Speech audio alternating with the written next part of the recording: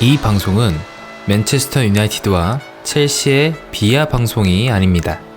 본 방송은 맨유와 첼시에서 나오는 각종 이슈나 소식에 대해서 얘기하고 소개해드리는 방송입니다. 무단 복제 및 수정은 허용하지 않지만 방송의 재배포 대해서는 환영합니다. 재배포 시에는 출처를 꼭 남겨주시길 바라며 유료 배포는 절대 허용하지 않고 있습니다.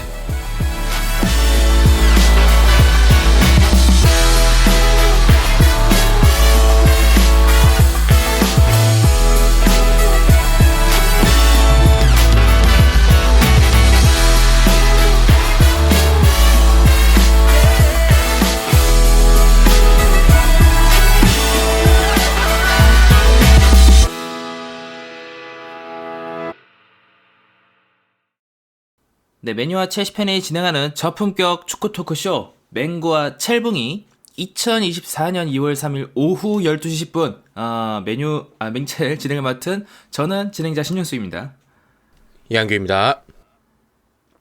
앞서 방송에 올라간 거와 맞게 저희가 또 이제 아시안컵 특집으로 2부를 준비를 했고 바로 녹음을 안 할 수가 없습니다. 진짜 대한민국 국가대표 태극전사들이 대단한 길을 지금 계속 이어나가고 있거든요. 선수들이 지금. 진짜 선수들 대단합니다. 진짜 놀랍고 지금 뛰는 거 자체가 놀랍고 선수들. 승리도 승리지만 진짜로. 연장전을 이렇게 자주 간 적이 국대 경기를 보면서 있었나? 저는 진짜 거의 없는 것 같아요. 근데 그만큼 참 어려운 상황인데도 선수, 코칭, 팬 여러분들 다들 대단하다. 정말로 대단하다. 일단 오늘 우리가 얘기하기 전에 먼저 어제 이제 오늘이죠. 오늘 12시에 펼쳐졌던 호주와의 8강전은 대한민국이 연장 승부 끝에 2대1로 역전승을 거뒀습니다.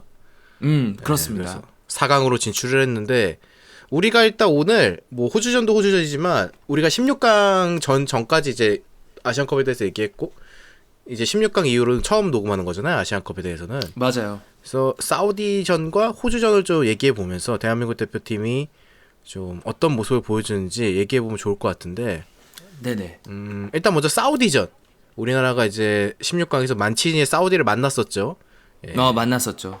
예. 그리고 그날 클리스만은 굉장히 놀라운 선택을 했습니다. 전반 경기 시작부터 바로 백스리를 들고 나왔죠. 그렇습니다.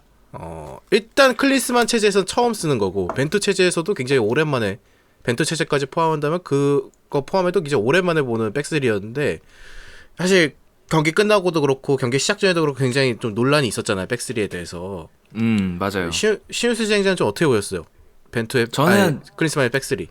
저는 카톡에 그때 당시에 경기 시작하자마자 남겼던 그 글이 제 마음의 전부였습니다. 저는 백스리 처음에 나왔을 때 비판하지 않았어요. 일단 한번 보자. 보고 생각해봐야 된다. 물론 우리나라가 정통적으로 백스리랑 인연이 없는 건 맞아요. 그러니까 그렇게 많이 시도도 안 해봤고 했을 때마다 그렇게 좋은 결과가 있었던 것도 아니고 이게 되게 오랜만에 나온 백스리잖아요. 굉장히 오랜만에 나왔죠. 벤투 감독이 백스리를 그때 썼을 때 그때 당시가 백스리가 되게 유행할 때예요. 당시가. 왜냐면은 이제 나겔스만이나 투엘이나 펩이나 다 백스리를 통해서 전 세계를 다시 한번 평정하려고 했었고 심작이나 그때 그러니까 국내 여론도 야 백스리 우리 그런 거 전술 실험을 안 하냐 벤투야 너는 막 그런 얘기도 있었고 백스리에 황희찬 윙백에 이렇게 해가지고 막 준비를 해서 나왔었는데 그때 비판을 엄청 많이 받았단 말이에요. 그때. 그때 이후로 이제 우리는 팩3랑 좀 인연이 없구나. 팩4로 가야 되겠다라고 했는데 되게 오랜만에 나왔고. 근데 그거랑 좀 별개로, 과거의 어떤 행적과 별개로 저는 일단 경기를 한번 보자라고 했는데, 보통 여러분, 그 프로축구 팀들은 전반 15분 동안의 공방이, 본인들이 준비한 축구를 하고 내지는 되게 조심스럽게 축구를 합니다. 보통은. 프로축구에서. 상대방과 우리 팀이 준비한 전술을 보여주기 전에 살짝 조심하는 경향도 있고 선수들도 처음에는 그리고 본인들이 준비한 축구를 이제 해보려고 시도를 하는데 제가 15분 보고 느꼈어요. 준비한 게 없다. 이 백스리는 준비한 게 없는 백스리다.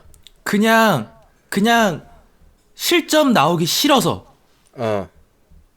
최대한 수비적으로 준비를 한 거고. 근데 저는 백스리를 해서 뭐 역습 축구를 해서 이기든 말든 상관없어요. 그냥 이기면 이기는 거야. 그렇게 해서. 그지 이기면 이기는 거지 프로 레벨이니까. 근데 전혀 공격 전개 패턴이나 그다음에 우리가 상대방 압박이 잘 수요하게 뭔가 좀 해놓고 상대방의 공격을 잘 못하게 하는 그런 양상까지는 좋아. 근데 우리 공격 전개는 딱히 뭔가 루트란 게 없어. 근데 이게 두 가지의 불만이었는데 첫 번째는 이런 점에서 물론 이 자체도 불만이지만 이게 전형적인 언더독들이 하는 축구예요, 여러분. 물론 사우디를 무시하는 것도 아니고 아시안컵 16강을 무시하는 것도 아닙니다. 근데 우리가 이 백스리를 만일 16강이라는 되게 중요한 무대에서 꺼내 놓을 거면 이렇게 미약한 준비로 꺼내 놓아야 되는 팀이 맞나? 우리 팀이? 그다음에 두 번째는 전반전에 찬스가 있기도 했고 뭐 어떻게 됐든 결국에 골은 안 나오고 끝났는데 그 전반전 제가 20분까지 보면서 느꼈던 거는 대체 그러면은 공격 여기서 얘가 클리스만이 하고자 하는 공격 루트는 뭐지? 아 하고 싶어 하는 거는 너의. 그냥 이러다가 후반에 선수들 지쳐가지고 힘들지 않을까? 이렇게 계속 하면은 뭔가 공격 루트도 없고. 근데 저는 그런 게 되게 불만이어서 사실 백스리에 대해서 그렇게 좋게 보지 않았어요. 저는. 저는 일단 뭐 경기 전에 백스리 들고 나왔다 해서 놀라긴 했죠 저도. 크리스만이 하고 그때 이제 경기 전에 생각한 거는 경기를 보기 전까지 생각한 건 저도 확실히 좀 실점이 많다 보니까 부담이 되는구나 클리스만도. 그리고 이제 토너먼트 왔으니까 뭐 이게 숫자적인 거지만 어쨌든 백스리를 쓰면은 센터백을 한 명 더 넣으니까 뭐 이론적으로는 그쵸? 수비적이게 되는 건데 이게 어떻게 사용하냐에 따라 또 다른 거잖아요 사실 이게 수비적이 될지 공격적이 될지는 센터백들 어떻게 사용하냐에 따라. 근데 일단 경기 전 생각은 뭐 단순하게 그냥 뭐 수비적으로 하고 그 다음에 사우디가 거기는 원래 백스리를 쓰는데 거기 이제 투톱을 쓰잖아요. 보통 감독들이 이렇게 투톱으로 압박하는 팀들, 공격수를 2명 놓고 압박하는 팀들 그러면은 이제 윙어나 미드필더 포함한 3, 4명까지 올라오니까 보통 백스리를 꺼낼 때가 있어요. 보통 제 기억에는. 그래서 아마 그것도 조금 생각했던 것 같아요. 상대가 투톱이니까 우리는 아예 백스리로 대응을 하자. 그리고 사우디가 조금 만치니 감독 오고 나서 굉장히 그날 경기도 그랬지만 본인들이 점유를 하고 공격하는 걸 좋아하잖아요. 그래서 크리스만이 그때 경기 전 제 생각에는 그러면은 초반에 조금 점유를 내주더라도 뭐 수비적으로 한 다음에 후반에 좀 볼까? 이런 생각을 했는데 경기 들어가고 나서 그런 생각이 더 확고해졌습니다. 이 사람은 일단 실점을 안 하는 게 목표구나. 전반전은 일단 전반전만 놓고 보면 실점을 안 하고 뭐 후반전에 어떻게 교체를 가져가서 클러치 상황을 보든 뭐 어떻게 하든 그거고 말씀하신 대로 클리스만의 백스리는 뭐 서령훈 선수가 후에 인터뷰했을 때는 연습을 했다 했지만 당연히 연습을 하고 나왔겠죠. 연습을 안 하고 나왔으면 미친 진짜 광인해지시고 연습을 했겠지. 근데 그쵸. 우리가 흔히 아는 우리가 최근에 이제 특히 저 같은 경우가 봤던 투엘의 백스리랑은 완전히 다른 백스리고 또 콘테의 백스리랑 또 좀 많이 다른 백스리고 일단 되게 옛날 백스리였어요. 이 사람이 쓰는 사사이도 되게 옛날 사사이로 하잖아요. 크리스만은 이것도 되게 옛날 백스리였어요. 일단 기본적으로 양 스토퍼들이 거의 안 올라갑니다. 전진을 위쪽까지 거의 안 해요. 그리고 저는 백스리에서 항상 중요한 게 양쪽 윙백들이라 생각하는데 이날 서령우 선수랑 김태환 선수를 시기적절하게 이용했다고 생각 안 합니다. 전반전에. 그래서 우리가 전반전에 보면은 유의미한 공격이 나온 게 김영권이나 김민재 선수가 뭐 거의 우리나라 빌드업 할 때 살짝 올라가서 롱패스 하나 찌르기 손흥민이나 정우영 상대로 뒷공간 노리기 사우디 그거 할 때 유의미한 공격 몇 번 나오고 그거 외에는 거의 안 나왔거든요. 그러니까 다이렉트 패스 말고는 거의 안 나왔어요. 백스리 쓸 때도 유의미한 공격이. 그러면 이제 그런 생각이 드는 거죠. 왜 백스리를 나면 백스리 나와도 여전히 중앙은 삭제하고 우리나라 크리스만 감독이. 그래서 저는 뭐 이날 경기가 끝나고 이어서 다행이지만 그때 경기 끝나고도 얘기했지만 절반의 성공이라 생각합니다. 일단 첫 번째 왜 절반의 성공이야? 성공한 부분은 실점을 안 했어요. 전반전도 어쨌든 백스리 쓰면서 이거는 뭐 저는 결과라고 생각합니다. 가시적인 성과라고. 전반전 때 흔들리지 않고 실점하지 않고. 근데 왜 절반의 성공이냐? 절반의 실패는 뭐냐? 전반전 때 득점을 하지 못했어요. 말씀하신 대로 이 전술은 우리가 굉장히 많이 뛰었죠. 스프린트도 엄청 걸었잖아요. 역습하니까. 내려와서 수비하고 우리나라 선수들이 더 지칠 수밖에 없어요. 아마 제가 기록을 몰라서 그렇지 전반전 때 사우디 선수들보다 전방인 선수들 스프린트 횟수도 엄청 많을걸요. 스프린트 횟수도 많고 또 우리가 이날 압박을 엄청 강하게 가져왔잖아요. 전반전 때 사우디전 때 중원 선수들 엄청 뛰고 선수들 전체적으로 뛰고 윙 풀백들도 엄청 뛰고 그래서 저는 그때도 전반전 때 골 넣어야 된다. 이거 지친다 선수들 후반전 때 가면은.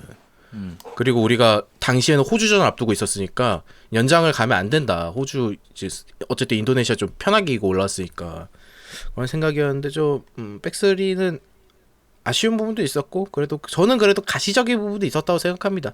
어떤 면에서는. 근데 저는 이런 생각까지는 있어요. 뭐요? 물론 실적을 안 했으니까 그런 부분에 있어서는 사실 이 전술이 효과적이었던 거일 수도 있어.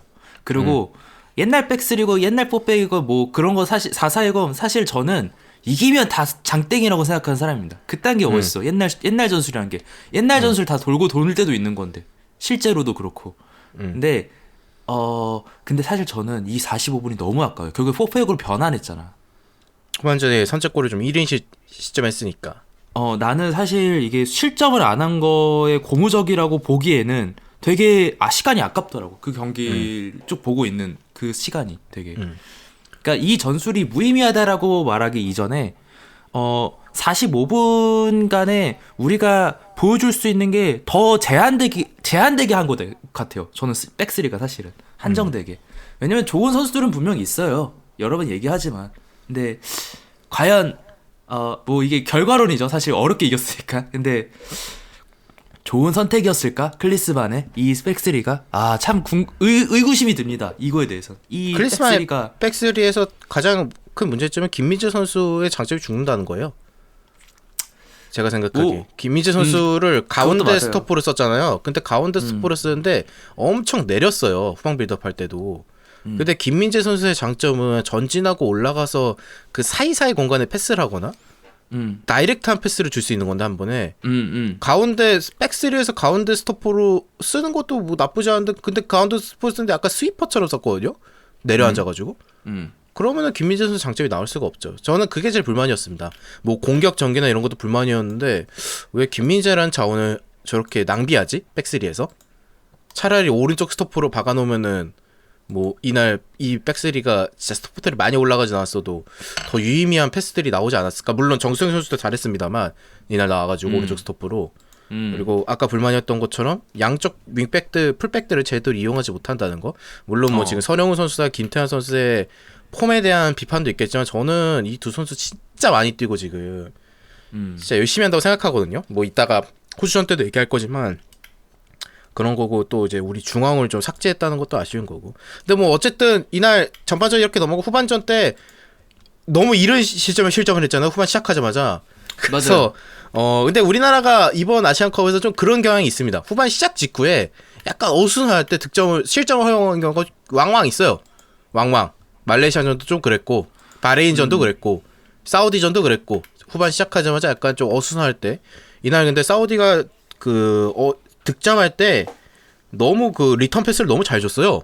리턴 패스를 김민재 선수를 쫙 벗겨내는 리턴 패스 너무 잘 줬던 것 같고 그래서 우리나라가 근데 나는 그거 말씀하세요.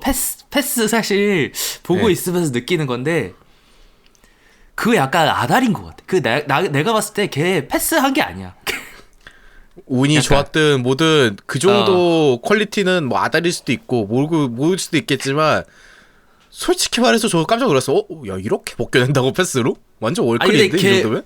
얼굴이나 몸이나 시선이나 저는 그게 걔가 공 잡고 가려고 했는데 볼 컨트롤이 안 돼서 튄 것 같아요. 사실 이제 와서 봐도. 근데 진짜로 내가 농담하는 게 아니라 그게. 근데 뭐 어쨌든 이따 어시했던 선수가 사우디에서 제일 축구 잘하던 선수였죠. 예, 완전 에이스였또 그 다사와리 이 선수였으니까 다사리 뭐 어쨌든 그 선수였고. 우리나라가 예를 들어서 선제골을 먹히니까 크리스만 감독이 좀 급해졌죠. 다 그렇게 경기 중인 크리스만이 초조해진 모습을 처음 봤습니다. 아시안컵 보면서 사우디전 때. 이 사람 초조하긴 초조하더라고 보니까 막 일어나가지고 표정 시각해지고 골 먹히니까 나 그런 모습 처음 봤어요. 크리스만 맨날 앉아가지고 허허허허 이러더니 와, 여기서 그래도 쫄리는구나 확실히. 이제 토너먼트 왔다고. 그러고 이제 우리나라가 첫 번째 교체를 가져간 게 정우영 선수랑 황희찬을 가져갔는데 이거는 이제 포지션 변화 없이 그냥 이제 그 역할군 선수만 바꿨는데 여기서도 이제 잘 안 통하니까 다시 백포로 전환합니다. 이재성 선수를 빼고 박용호 선수를 넣고 그 다음에 정승현 선수를 빼고 조규성 선수를 넣죠. 다시 백포 4-4-2로 전환을 했는데 여기서부터 이제 우리나라가 올라오기 시작합니다. 공격적으로. 근데 저는 호주전 때도 얘기할 거지만 사우디전 때 만치인 감독이 화를 되게 많이 냈다 하잖아요. 사우디 선수들한테 왜 내려왔냐고 압박하고 올라가라고 왜 니들 내려왔냐고. 근데 호주전도 그런데 저는 상대 팀들이 우리가 고맙지 내려앉으니까. 난 근데 내려앉아 주니까 오히려 너무 고맙더라. 상대 팀들이 우리 백포로 다시 공격적으로 나갈 때. 근데 우리가 조별예선 때 봤잖아요. 우리나라 백포 쓰고 공격적으로 나가면은 그 중앙 약점이 훨씬 더 잘 드러나거든요. 역습하고 끊길 때. 근데 호주도 어제 경기에서 이제 한 골 앞서고 한 6, 70분 지나니까 수비수를 투입하면서 내려앉잖아요. 백파이브로 전환하면서. 그리고 사우디전은 뭐 후에 나온 이야기로는 사우디 선수들이 좀 지레 겁먹고 내려앉은 게 좀 있는 것 같아요. 제 생각에는. 경기 중에. 지레 겁먹고. 얘들 공격 세니까. 저는 이거는 우리나라 공격진들의 이름값 때문이라고 생각합니다. 이름값 때문이라고. 뭐 손흥민, 황희찬, 이강인 이렇게 있으니까 애들이 야, 한 골로 그냥 지켜보자 한번. 약간 이렇게 내려앉은 게 오히려 도움이 되고 있다고 생각해요. 사우디전도 저는 뭐 만약에는 없지만 사우디가 만약에 본인들 전반 플랜을 후반 70분, 80분까지 유지했잖아요. 쉽지 않았을 거라 생각합니다. 우리나라가. 골 터진 것도 우리나라가 거의 10분, 20분 계속 때리니까 사우디를 얘들 정신이 없지. 계속 우리가 때리니까 이게 다들 아시겠지만 수비만 하다 보면 체력이 더 빨리 빠진대요. 선수들이. 오히려 공격하는 것보다 수비만 하다 보면 체력이 쉽게 빠진대요. 오히려 뒤로 계속 물러나고 역습하면 스프린트 쳐야 되고 이러니까. 그 수비하는 게 그래서 수비하는 게 더 힘들다 하더라고요. 공격으로 아예 계속 공격하면은 그냥 계속 올라가 있고 우리 막 슈팅 때리고 이러니까 오히려 분위기 살고 그러는데 수비만 하면은 힘들대요, 되게. 그런 얘기 선수들이 하더라고요. 그래서 뭐 어쨌든 그렇게 4-4-2로 바꾼 다음에 그래도 사실 우리나라가 많이 두들겼는데 이날 상대 키퍼 야신이었죠? 나 뭐 카시아스 보는 줄 알았습니다, 이날. 아니 그냥 우리 아시아컵 하는 골키퍼들은 다 존나 잘하나 봐. 네. 그래서 뭐 진짜 맞아, 호주전도 그렇고 뭐 이해가 안 돼. 이렇게 존나 잘 막나? 아니 뭐 다들 왜 안 오세요? 빅리그로. 아니 근데 뭐 매튜 라이언이야. 원래 이름이 있는 키퍼니까. 아, 매튜 그치. 라이언이야. 아스날 임대했던 애 아니야? 내가 알고 있기로 해. 아스날 임대하고 매튜 라이언 원래 유럽 축구 팬들, 유럽 축구 좋아하시는 분들 한 번쯤 이름 무조건 들어봤을 키퍼거든요. 호주 키퍼는. 메뉴 알아? 아니 그거 아세요? 매튜 라이언 제가 알기로는 네덜란드 리그 뛰고 있어요. 오지 말아라. 거기 있어라 그러면. 그러면 오지 마. 왜 갑자기 왜? 제 요즘에 네. 제 요즘에 오렌지도 안 먹습니다. 그래요? 그냥 혐오가 걸리셨군요, 거기에 대해서. 알겠습니다. 그래서 우리나라가 키퍼하게 많이 막히다가 진짜 기적적인 후반 99분 추가 시간 30초 1분 남기고 조규성 선수가 동점골 넣었습니다. 예. 드디어 조규성 선수가 터졌고 이때 서령우 선수가 기가 막힌 또 어시스트를 해줬고 우리나라가 기적적으로 동점골을 넣으면서 연장전을 끌고 갔고 사실 이때쯤이면은 만치 감독도 막 후반 초중반에는 야 니네 올라가 뭐하냐 왜 내려앉냐 니들끼리 그리고 니네 넘어지지 좀 마라 막 이러다가도 만치니도 한 후반 80분쯤 되면은 선수를 빼죠. 공격진 애들을. 이젠 잠글 때 됐다. 그래 니들처럼 나도 잠그겠다. 근데 우리 신수 진행자도 알 거고 우리 청취자 여러분들도 아시겠지만 그러니까 내려왔다가 교체로 공격적으로 가져가면서 올라가는 팀은 그렇게 올라가기 쉽지 않다고 생각합니다. 그러니까 내 말은 뭐냐면 처음에 공격적이야. 플랜이. 처음에 공격적이야. 근데 내려앉았어. 사우디처럼. 그러면은 다시 올라가기 쉽지가 않아요. 다시 올라가기가. 근데 처음 플레이 내려앉았는데 후반 좀 힘이 남아있을 때 주전 선수들이나 좀 후반 힘이 남아있을 때 후반 초중반에 교체해주면서 공격적으로 올라가면은 가능성이 있다고 생각하거든요. 어느 정도. 근데 이미 후반 주전 선수들 지쳤지. 교체 선수들 내보냈지. 교체 수비적으로. 근데 이렇게 동쪽골 먹잖아요. 난 그럼 다시 올라가기 쉽지 않다고 봅니다. 이런 팀들은. 사우디전도 그렇고 호주전도 그렇고. 그래서 이날 저는 한국이 동쪽골 넣었을 때 끝났다. 이거 우리가 이길 수 있겠다. 진짜로 이길 수 있겠다. 호주전도 똑같이 말했거든요. 방송에서. 왜냐면은 내려앉은 팀들은 다시 올라가기가 쉽지가 않아요. 경기를 연장 특히 더 하면은. 그렇죠.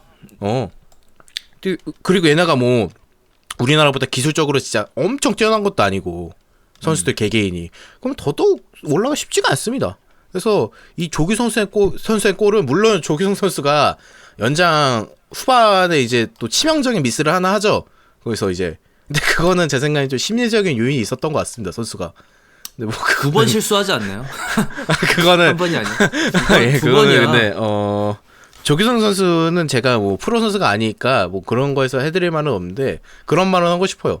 이겨내야죠 프로는 그런 장면에서. 그쵸? 개인적으로 그냥 쐈으면 좋겠다고 생각했습니다. 못 넣어도 다리로 쏴봐야지. 너무 그 장면은 특히 아쉬웠습니다. 그냥 개인적으로 뭐 비판하거나 이런 거 아닌데 그냥 안타까웠어요. 그 마음이 느껴졌거든. 내가 여기서 못 넣으면 어떡하지? 다리를 때렸을 때. 조규성 선수가 뭐 인터뷰로는 쿨하고 되게 쌍남자답게 말하잖아요. 인터뷰도 뭐 신경 쓰지 않는다. 팀이 이기면 된다. 이런 식으로 얘기하는데 근데 그 장면에서 느껴졌어요. 사실은 신경 많이 쓰시는군요, 형. 사실은 신경 되게 쓰이시는군요. 그 장면에서 느껴졌습니다. 딱 그 비었을 때 안 때렸잖아요. 앞에 수비수가 있긴 했어도 거기서 딱 느꼈어. 자신감이 좀 없구나. 특히 다리로 하는 거에 대해서 지금 본인이 원래도 다리를 엄청 잘 쓰는 편은 아니죠. 조규성 선수가 머리를 더 잘 쓰는 공격수긴 하지만 유형 자체가 아니 그것보다 앞에 그 한 번 이상한 게 약간 좀 슛 그 감이 떠가지고 그게 심리적 요인이 있었을 것 같아요. 앞서 여러 개 겹쳤겠지. 장면에서- 이날도 안 좋구나 내가 감각이 또 그런 생각도 들었어.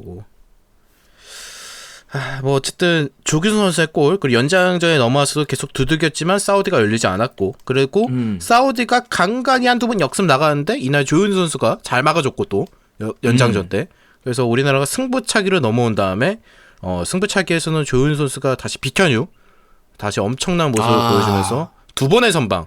근데 그때 한마디는 하겠습니다. 조윤 선수가 진짜 잘 맞기도 했는데 사우디 애들 슛 더럽게 못 차더라고요. 내가 보니까. 근데 우리나라 애들 왜 이렇게 잘 차? 우리나라 슛 잘 것 차. 같아. 진짜 개인 기량이 우리나라- 많이 올라왔어. PK 나는 이렇게 잘 차는 시기가 있었나라고 생각이 들 정도로 다 믿음직스러워. 누가 나오든 다 잘 차. 무조건 넣겠다. 다 잘 차. 진짜 다 잘 차. 그래서 그때 진짜 PK도 우리나라가 기량이 훨씬 좋기 때문에 뭐 PK야 반반의 싸움이라고 하지만 어쨌든 키커가 좋으면 이길 가능성이 높으니까. 그리고 확실히 사우디 키퍼가 키는 좀 작거든요. 178cm로.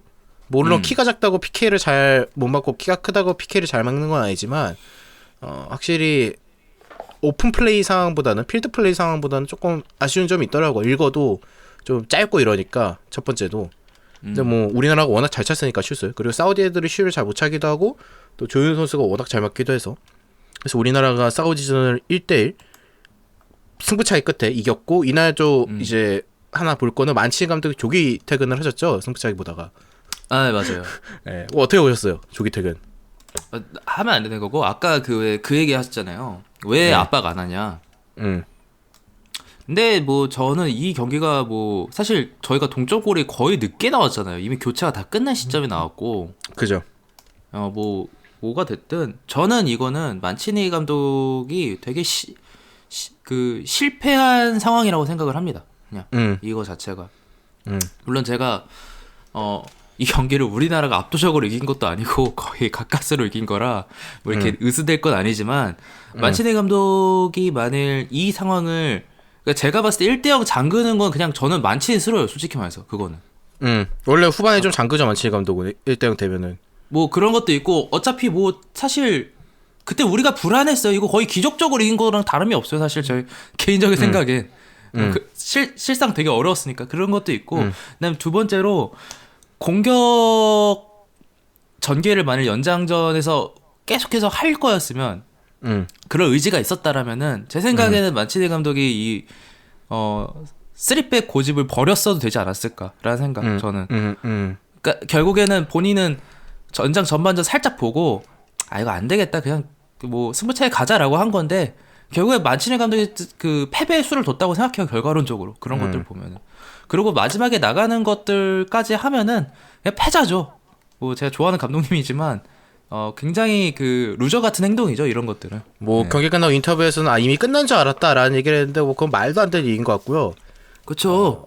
경기 끝나고 나온 얘기에 들으면 아까도 얘기했지만 약간 선수들이 본인의 말을 안 듣고 기본적으로 경기장에서 그러니까 만치니 감독은 후반전에 계속 선수들이 좀 그리고 그 얘기를 하는데 키퍼가 1 선방하면 1 눕방을 하는데 그 정도 병원에 가야 된다고 생각합니다. 진짜 아니 뭐 선방하고 눕고 선방하고 팔부에 잡고 뭡니까 그게? 난 그게 진짜 웃기더라. 인터넷 커뮤니티에 나왔던 것 중에 선방 하나 할 때마다 악마와 무슨 거래를 한 거라. 그러니까 선방하면은 뭐 내주는 거야? 뭐 근육 하나 내주는 거야? 진짜 근육 근데 세포들?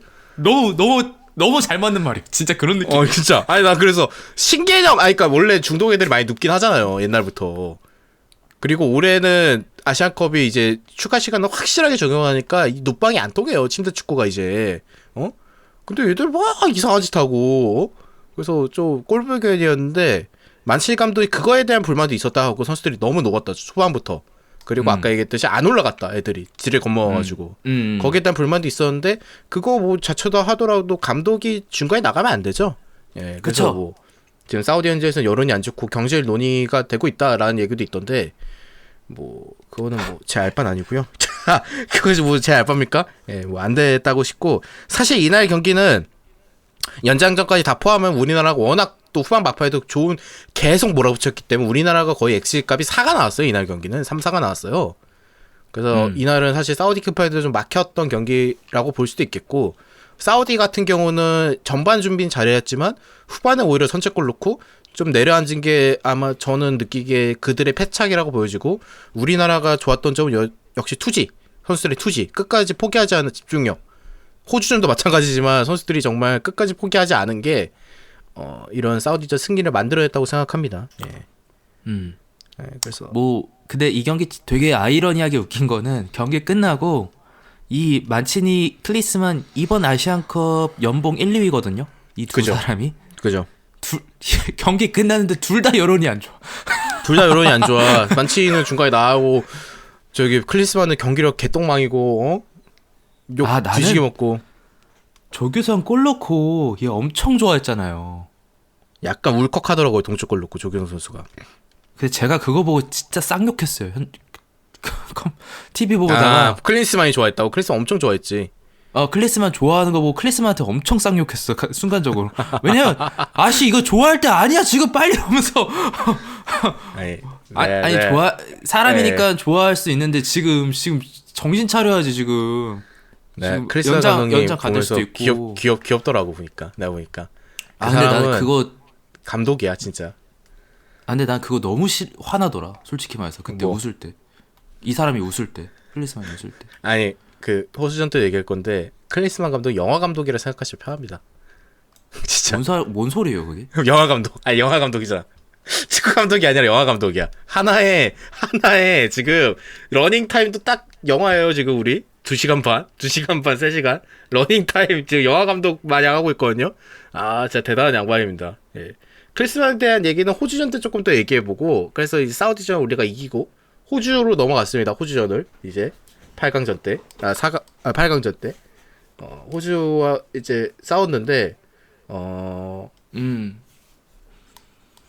개인적으로 제가 경기 전에 생각했던 거는 뭐 여러 전문가들이나 반응을 봤을 때 호주가 오히려 우리랑 상성이 맞다. 호주가 그냥 기본적으로 우리나라 선수들이 유럽 무대에서 뛰는 공격수가 많고 유럽 무대가 키가 좀 크잖아요. 선수들이 기본적으로 호주가 키가 크기도 하고 얘들이 늪축구라고 하지만 되게 느리고 센터백들이 라인 전체적으로 느리고 우리 선수 빠르고 그래서 우리나라가 오히려 상상적으로 맞다라는 얘기도 있었고 아니다 호주가 이번 아시안컵 때 경기하는 거 보면 옛날보다 슈퍼스타들은 없었지만 뭐 팀 케일이나 이런 선수들 없었지만 굉장히 조직력이 좋기 때문에 우리나라가 말려들 수도 있다라는 의견도 있었는데 저는 후자에 가까웠습니다.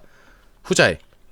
호주가 쉬워 보이긴 해도 우리나라 어쨌든 피파 랭킹도 비슷하고 제가 호주 경기를 몇 경기 봤을 때도 이날도 봤잖아. 수비에서 사사이로 내려앉잖아요, 애들이. 와, 그때 네. 그 간격 유지를 진짜 잘하더라고, 호주가. 간격 유지를. 음. 와, 이거 진짜 우리가 뒷공간 파는 거 아니면 힘들겠다, 뚫기. 그 생각을 했는데, 일단, 호주전, 전반전도 굉장히 힘들었죠, 우리나라가. 선제골을 먹히긴 힘들었죠. 했어도. 일단, 클리스만의 생각은 이날 다시 사사이로 나왔고, 조규성 선수를 가운데 두면서 조금 힘싸움을 붙이려고 했던 것 같아요. 키 큰 센터백들이랑. 근데 그게 효과적이진 않았죠, 전반전 때는. 일단 기본적으로 공도 많이 안 갔고, 그리고 아무래도 이 호주의 사사이를 우리나라가 제대로 공략을 못했죠. 그 신태용 감독이 인도네시아 그 옛날에 호주랑 대한민국 코치로 있을 때도 호주 상대로 뒷공간을 엄청 노려라 이런 얘기 많이 했대요. 그리고 이번 인도네시아 감독할 때도 호주전 때 얘들이 사사이 촘촘하게 간격을 쓰니까 필연적이게 뒷공간에 노출이 되잖아요. 어쨌든 그래서 인도네시아 선수들한테 뒷공간을 파라고 엄청 얘기했대요. 엄청 뒷공간만 노려라.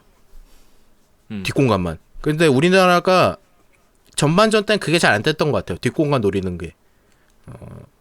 호주와의 전반전 어떻게 보셨습니까? 우리나라. 근데 저는 이거는 좀 아이러니한 얘기지만 저는 호주전 솔직히 말해서 전 후반 다 합쳐서 이번 아시안컵 대한민국 경기력 중에 제일 좋았어요. 제일 좋았다. 네, 저는 제일 그나마 팀워크 맞고 그나마 이게 그래도 중앙 침투도 계속 해주고 저는 솔직히 말해서 호주전이 제일 우리나라 국가대표 경기력 아시안컵만 내지했을 때 제일 좋았다고 생각합니다. 저는 개인적으로. 그 다만 이게 골로 안 이어져서 아쉬울 뿐이지. 근데 저는 진짜 그런 것 같아요. 이 호주전이 우리가 결국에 선제골 먹히고 어려운 순간들도 되게 많고 세트피스도 굉장히 위협적이긴 하지만 오히려 제일 공격 전개가 되는구나 라는 생각이 들 정도로 잘 진행됐던 경기라고 저는 생각을 합니다. 저는 개인적으로.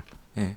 저는 개인적으로 호주가 이날 기록만 놓고 봤을 때는 우리나라가 후반 90분 이전까지 페어티킥을 얹기 전까지 XG 값이 1이 안 넘었어요. 0점 몇에 머물렀고 호주가 후반 끝날 때까지 XG 값이 1.9 몇이었습니다. 1.8, 1.7, 1.5 정도 됐어요. 그러니까 저는 기록에서 나타냈지만 솔직히 말해서 말씀하신 대로 뭐 선수들의 합의나 이런 거 확실히 경기를 하다 보니까 좀 맞았어요. 전반전도 그렇고 우리나라가 지금까지 치렀던 아시안컵 모든 경기 중에서 합은 제일 괜찮았다고 생각은 하는데 경기력을 놓고 봤을 때는 저는 발전한 게 없다고 생각하거든요. 솔직히 호주전은 진짜 안 진 게 다행이야. 후반전 때 호주가 미친 헤더 하나 놓치고 선수가 그거 그렇긴 하지.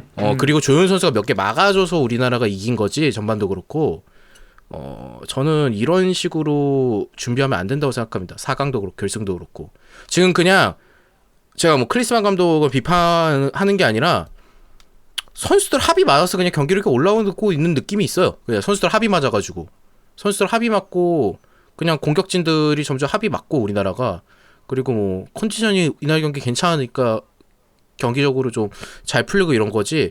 여전히 전반전 때도 우리나라의 문제는 뭐냐면 후반 빌드업 때 실수가 너무 많습니다. 내가 이거는 바레인전 때도 얘기했잖아. 바레인전 끝나고 조별예선 때도 너무 후방 지역에서 우리나라가 빌드업 미스가 많아요. 이거는 근데 선제골 장면 물론 황인범 선수의 책임이 있지만 황인범 선수한테 저는 뭐라 그러는 게 아니라 빌드업 체계가 아예 없어요. 후방 빌드업 체계가 우리는.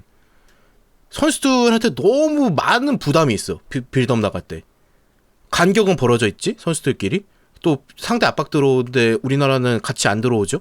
빌드업 할 때. 그러니까 빌드업 실수가 나올 수밖에 없는 구조야. 필연적으로 계속. 그리고 제가 보는 문제 두 번째 뭐냐면 전반전도 그런데 우리나라가 양쪽 오늘 같은 경우 호주전 같은 경우는 보니까 변형 백스리로 빌드업을 하더라고요. 보니까 김민재 선수랑 김영거 선수를 좌측 스토퍼로 김민재 선수를 우측 스토퍼로 놓고 가운데 박용우 선수가 내려서 빌드업을 해주더라고요. 순간적으로. 그러면 이제 양쪽 풀백들 서영우 선수랑 김태환 선수가 하프라인 넘어서까지 측면에 붙어있고 뭐 이런 거 좋습니다. 제 생각에 이거 좀 준비해온 것 같아요. 이거는 이런 거 좋아요. 근데 그럴 거면은 서령우 선수랑 김태환 선수 상대로 뭐 뒤에 끊겼을 때 보조적인 간격을 더 좁혀 놓거나 센터백들을 아니면은 미드필더 한 명 더 주거나 이래야 되는데 그게 없으니까 전반전도 몇 번 나왔는데 서령우 선수가 올라가다 끊겨요. 그럼 바로 역습이야. 상대 프리한 움직임이야. 거기서부터는 측면이 그냥 벼버려요. 우리나라가 후반전도 그랬는데 저는 그런 장면이 계속 나온다는 거는 너무 아쉽습니다. 기본적으로 그거는 좀 뭐 두 경기 나왔지만 좀 고쳐가야 될 부분이라 생각해요. 위에서 끊겨서 내려오는 움직임이나 후방 빌드업 때 불안한 모습들은 우리나라가 가만 생각해 보면 골 먹히는 장면들이 상대가 지들이 지공해가지고 진짜 뭐 만들어 쓰는 적 거의 없어요. 상대가 다 우리나라 거의 후방 쪽에서 미스해서 나온 골들이야. 거의 다 실점들이. 그런 것들이 좀 더 많죠. 그러니까 내가 왜 얘기를 하냐면 우리나라가 전력이 진짜 좋잖아요. 농담이 아니라 우리나라 그냥 개쎄요. 그냥 대놓고 세서 상대들이 우리가 지금까지 상대한 상대들은 절대로 나 이거 진짜 90% 장담하는데 절대 지들이 뭘 만들어서 골 넣을 수가 없어요. 거의 대부분. 뭐 그런 골이 들어갈 수도 있겠지만 기억 못하는 것 중에 지들이 뭐 진짜 올라가 지공부터 만들어서 막 해가지고 골 넣을 수가 없다니까. 그냥 우리나라가 실수만 안 하면 골을 안 먹혀요 지금. 후방빌. 그래서 나는 수비가 불안하긴 해도 왜 수비가 아주 안 좋다고 생각하지 않으면 우리나라는 상대가 공격하면 잘 막아요. 나름 계속 상대가 들어오는 거는.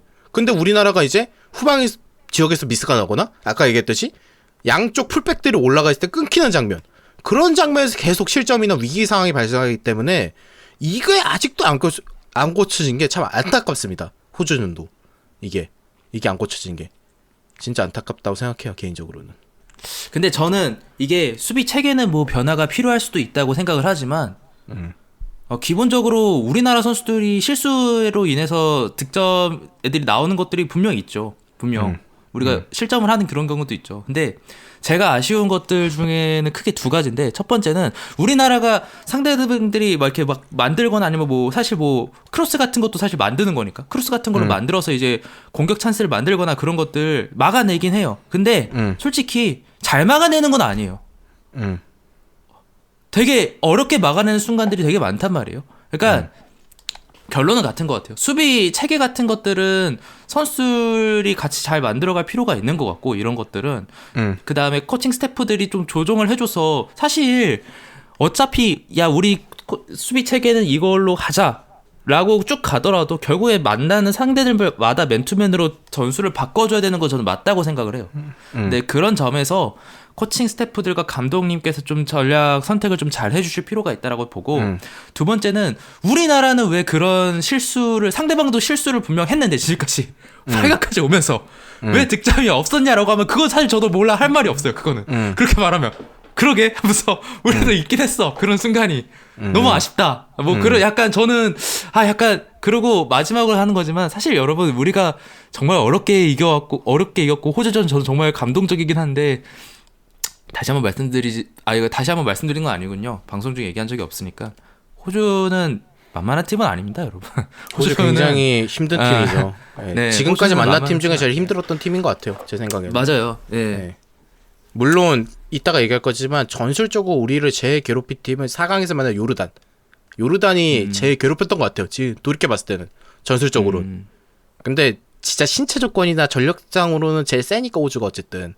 제가 품목 기준으로 일단 옵타 기준으로 XG 값은 우리나라랑 호주가 경기가 완전 끝났을 때 연장 끝까지 우리나라가 1.93, 호주가 1.72였습니다.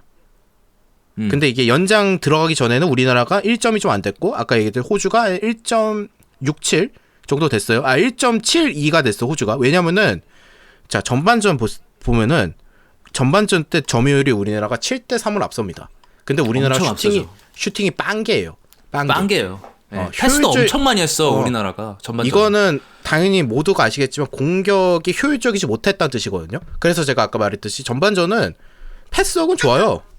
패스워크는 좋아. 죄송합니다. 패스워크는 좋은데 뭐 우리가 하고 싶은 조규성한테 머리를 주는 거나 조규성이 버텨주게 조규성한테 들어가는 움직임이나 그런 거 전혀 없었죠. 그 다음에 그게 안 되니까 자연스럽게 손흥민 선수랑 이강인 선수도 죽어버려요. 앞에서 끊겨버리니까 조규성 쪽으로 연결이 안 되니까 그냥 계속 미드필더 패스하고 측면 연결하고 그게 끝이야. 호주가 전반전 때 점유율 30%인데 슈팅 6개 때렸어요. 그중에 유효슈팅 하나가 들어갔고 그래서 이제 전반전 끝났죠.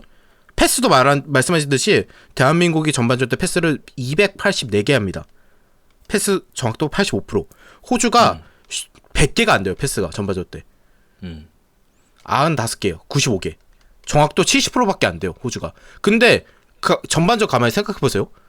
우리나라 슈팅이 없으니까 호주한테 장면이 더 위협적인 게 많아. 물론 얘들이 홈런 때린 거 2개가 있어가지고 넘어간 거지. 그게 홈런 때린 장면도 우리나라가 순간적으로 그 지역이 볐다는 얘기잖아요. 각도를 내줬다는 건데 그런 장면도 조금 아쉬웠던 거고, 후반전도 보면은 우리나라가 점유율이 똑같이 7대3으로 앞섭니다.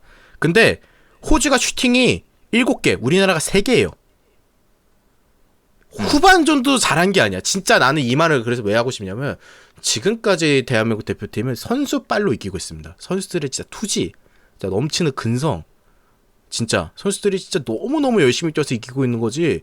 나는 클린스만 감독이 벤치에서 하는 거는, 근데 그건 있어. 내가 클린스만 인정하는 건 2가지가 있거든요. 첫 번째, 이 사람이, 나는 그래도 큰 틀 자체는 준비한다고 생각합니다. 큰 틀은 경기 전에 당연하겠지만 큰 틀 자체는 준비하고 나온다고 봐요. 이날 제가 말했듯이 박용호 선수를 내려면서 변형 백스리를 빌드업하고 더 약간 측면을 공략하려고 더 노력하고, 호주도 측면을 공략하니까 조기성 투입해가지고 뭐 어떻게든 비벼보려고 그러고, 두 번째는 이 사람이 교체를 잘하잖아요. 이따가 얘기할 거지만 이 사람이 저는 교체를 나름대로 꽤 잘한다고 생각하거든요. 클리스만이.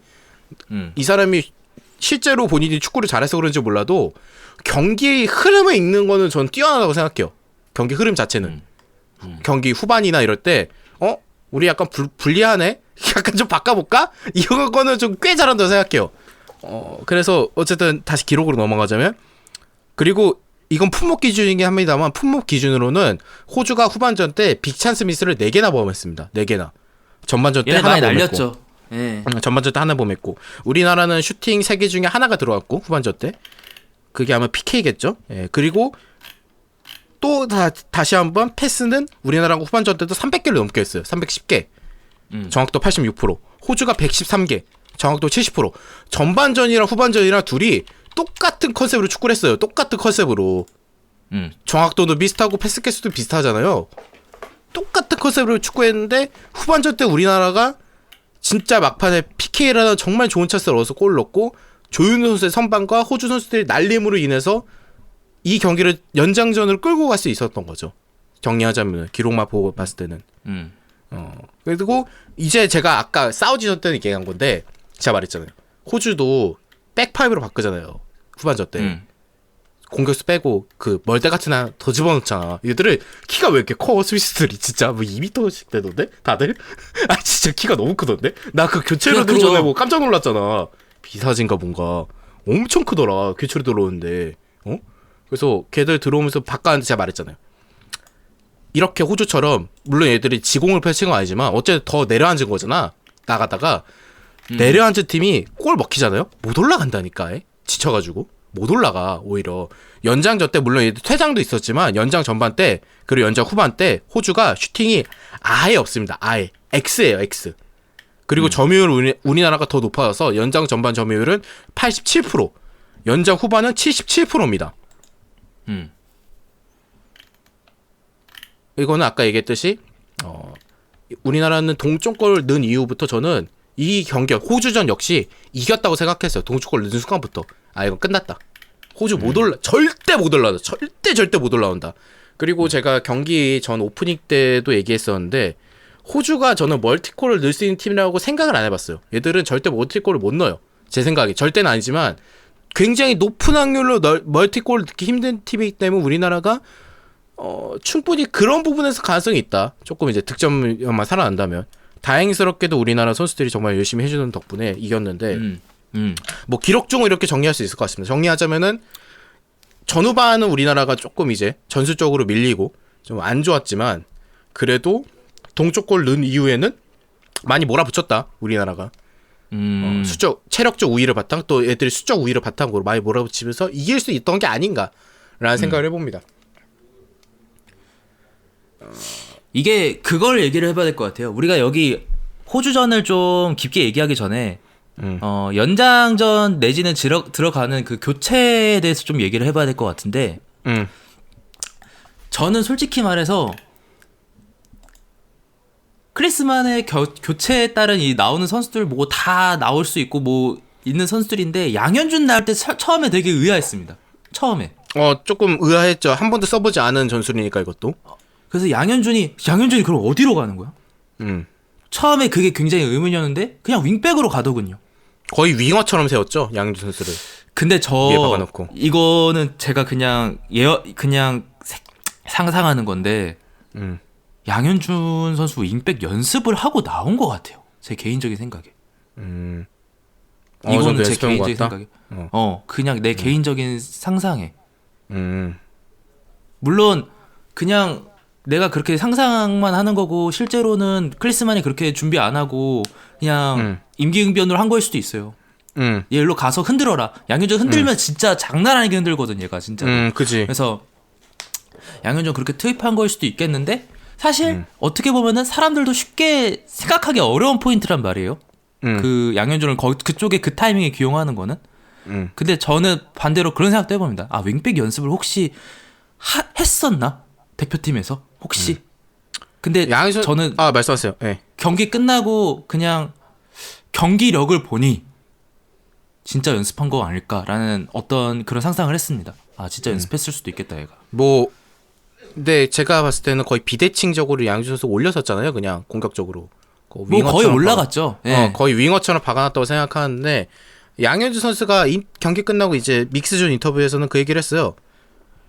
차두리가 준비하라고는 했대요. 이제 오른쪽에 준비하라고는 했는데 풀백 본 적이 한 번도 없으니까 긴장 많이 됐다고 합니다. 긴장 많이 했다고 하는데 제가 생각하기에는 경기 중에 일단 어쨌든 윙어니까 왜 몇 번 보긴 했겠죠. 뭐 수비적으로 내려오는 움직임 이런 거 연습했겠는데 근데 뭐 너무 잘했으니까 교체로 나와가지고 말씀하신 대로 정말 상대팀을 잘 흔들었고 저는 클린스만이 장점 중에 하나는 이런 과감한 선택은 굉장히 장점 중에 하나라고 생각합니다. 좀 우리가 안 되니까 그냥 김태환 빼버리고 오른쪽에 양현준 넣어가지고 밸런스가 좀 깨지더라도 오른쪽 공격을 더 활발히 하고 이강인이 이러면 좀 풀어지는 효과가 나왔거든요. 이강인 선수가 굉장히 공을 많이 잡았거든요. 양현준 선수 들어가니까. 그리고 또 하나 좋았던 교체는 박진섭 선수를 투입한 거예요. 후반전 때, 연장전 때. 호주가 한 명 퇴장당하고는 대놓고 그냥 그 수타 선수인가? 후타 선수인가? 걔 이제 센터백 킥하네 2m짜리. 걔 이제 그냥 앞에 붙여놓고 롱볼 때 계속 때렸잖아요. 연장전부터. 그거를 이제 막으려고 박진섭 선수를 투입한단 말이에요. 황희찬 선수 빼고 박용훈 선수 빼고. 전 이거는 진짜 확실했다고 봅니다. 공중볼을 정말 잘 땄어요. 박진섭 선수가. 물론 박용훈 선수보다 키는 좀 작을지라도 공중볼 짜는데 정말 유리한 움직임 보여줬고 또 정세현 선수도 나중에 투입되면서 좋은 모습 보여줬고 막판에 투입되긴 했지만 그래서 전체적으로 크리스찬 감독의 교체를 정말 잘하는 감독이다. 교체 자체는.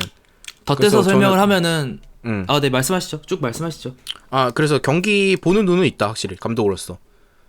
그런 점은 괜찮은 것 같아요. 뭐 비판도 많이 했지만 칭찬하자면. 예.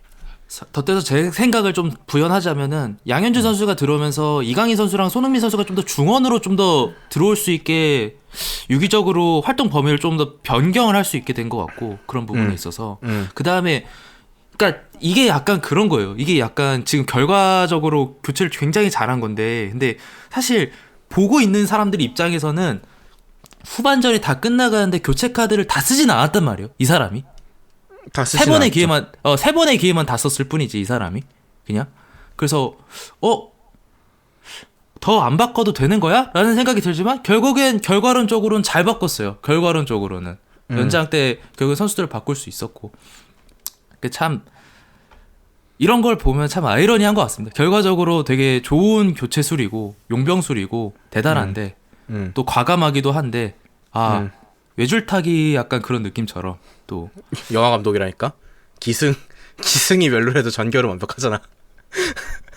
네, 사실 저는 그거 잘 모르겠어요. 영화 감독이란 걸 잘 모르겠고 결과가 완벽하잖아. 영화 감독이잖아. 진짜 진짜 결말은 해피엔딩이잖아 항상. 네.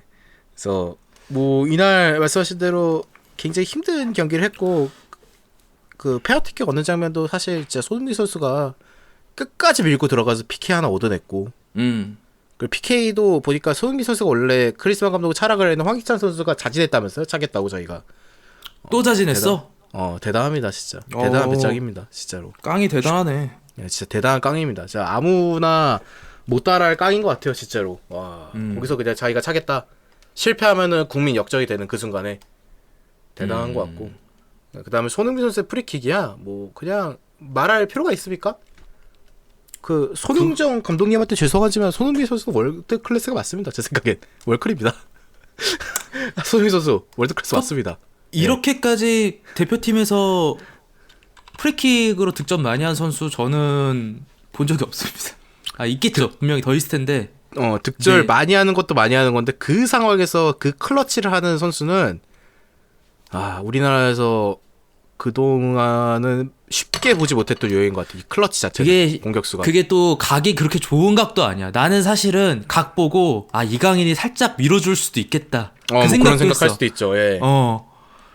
근데 그 각이 그렇게 정말 막 보편적으로 쉬운 각은 아니거든요. 근데 어려운 각이죠. 이거 옛날에 네이마르가 바르셀로나에서 이 각으로 골 넣었던 기억이 있어요. 프리킥 여기 진짜 비슷한 위치에서 챔피언스 리그에서 네이마르가 그런 장면인데 그 정도 어려운 각이죠. 그런 선수들이 골 넣는 각이니까 보통 네이마르 같은 진짜 대단한 스타들이 넣는 각인데 손흥민 선수가 제대로 주장의 역할 왜 대한민국에서 에이스고 아시아에서 최고의 선수인지를 보여준 그 장면인 것 같고 장면 자체는 뭐 아까 제가 뭐 경기력이 안 좋다 통계적으로 안 좋다 이런 얘기를 했지만 사실 이거는 뭐 그냥 방송 분량을 늘리기 위해서 한 얘기고 이겼으니까 진짜 다행이고 근데 사우디전도 그렇고 호주전도 그렇고 제가 제일 처음으로 느낀 감정은 뭐냐면 진짜 다행이다 진짜 이겨서 기쁜 것도 기쁜 건데 진짜 다행이다 진짜로 어렵게 진짜. 어렵게 갑니다. 한 진짜 선수들 회차마다.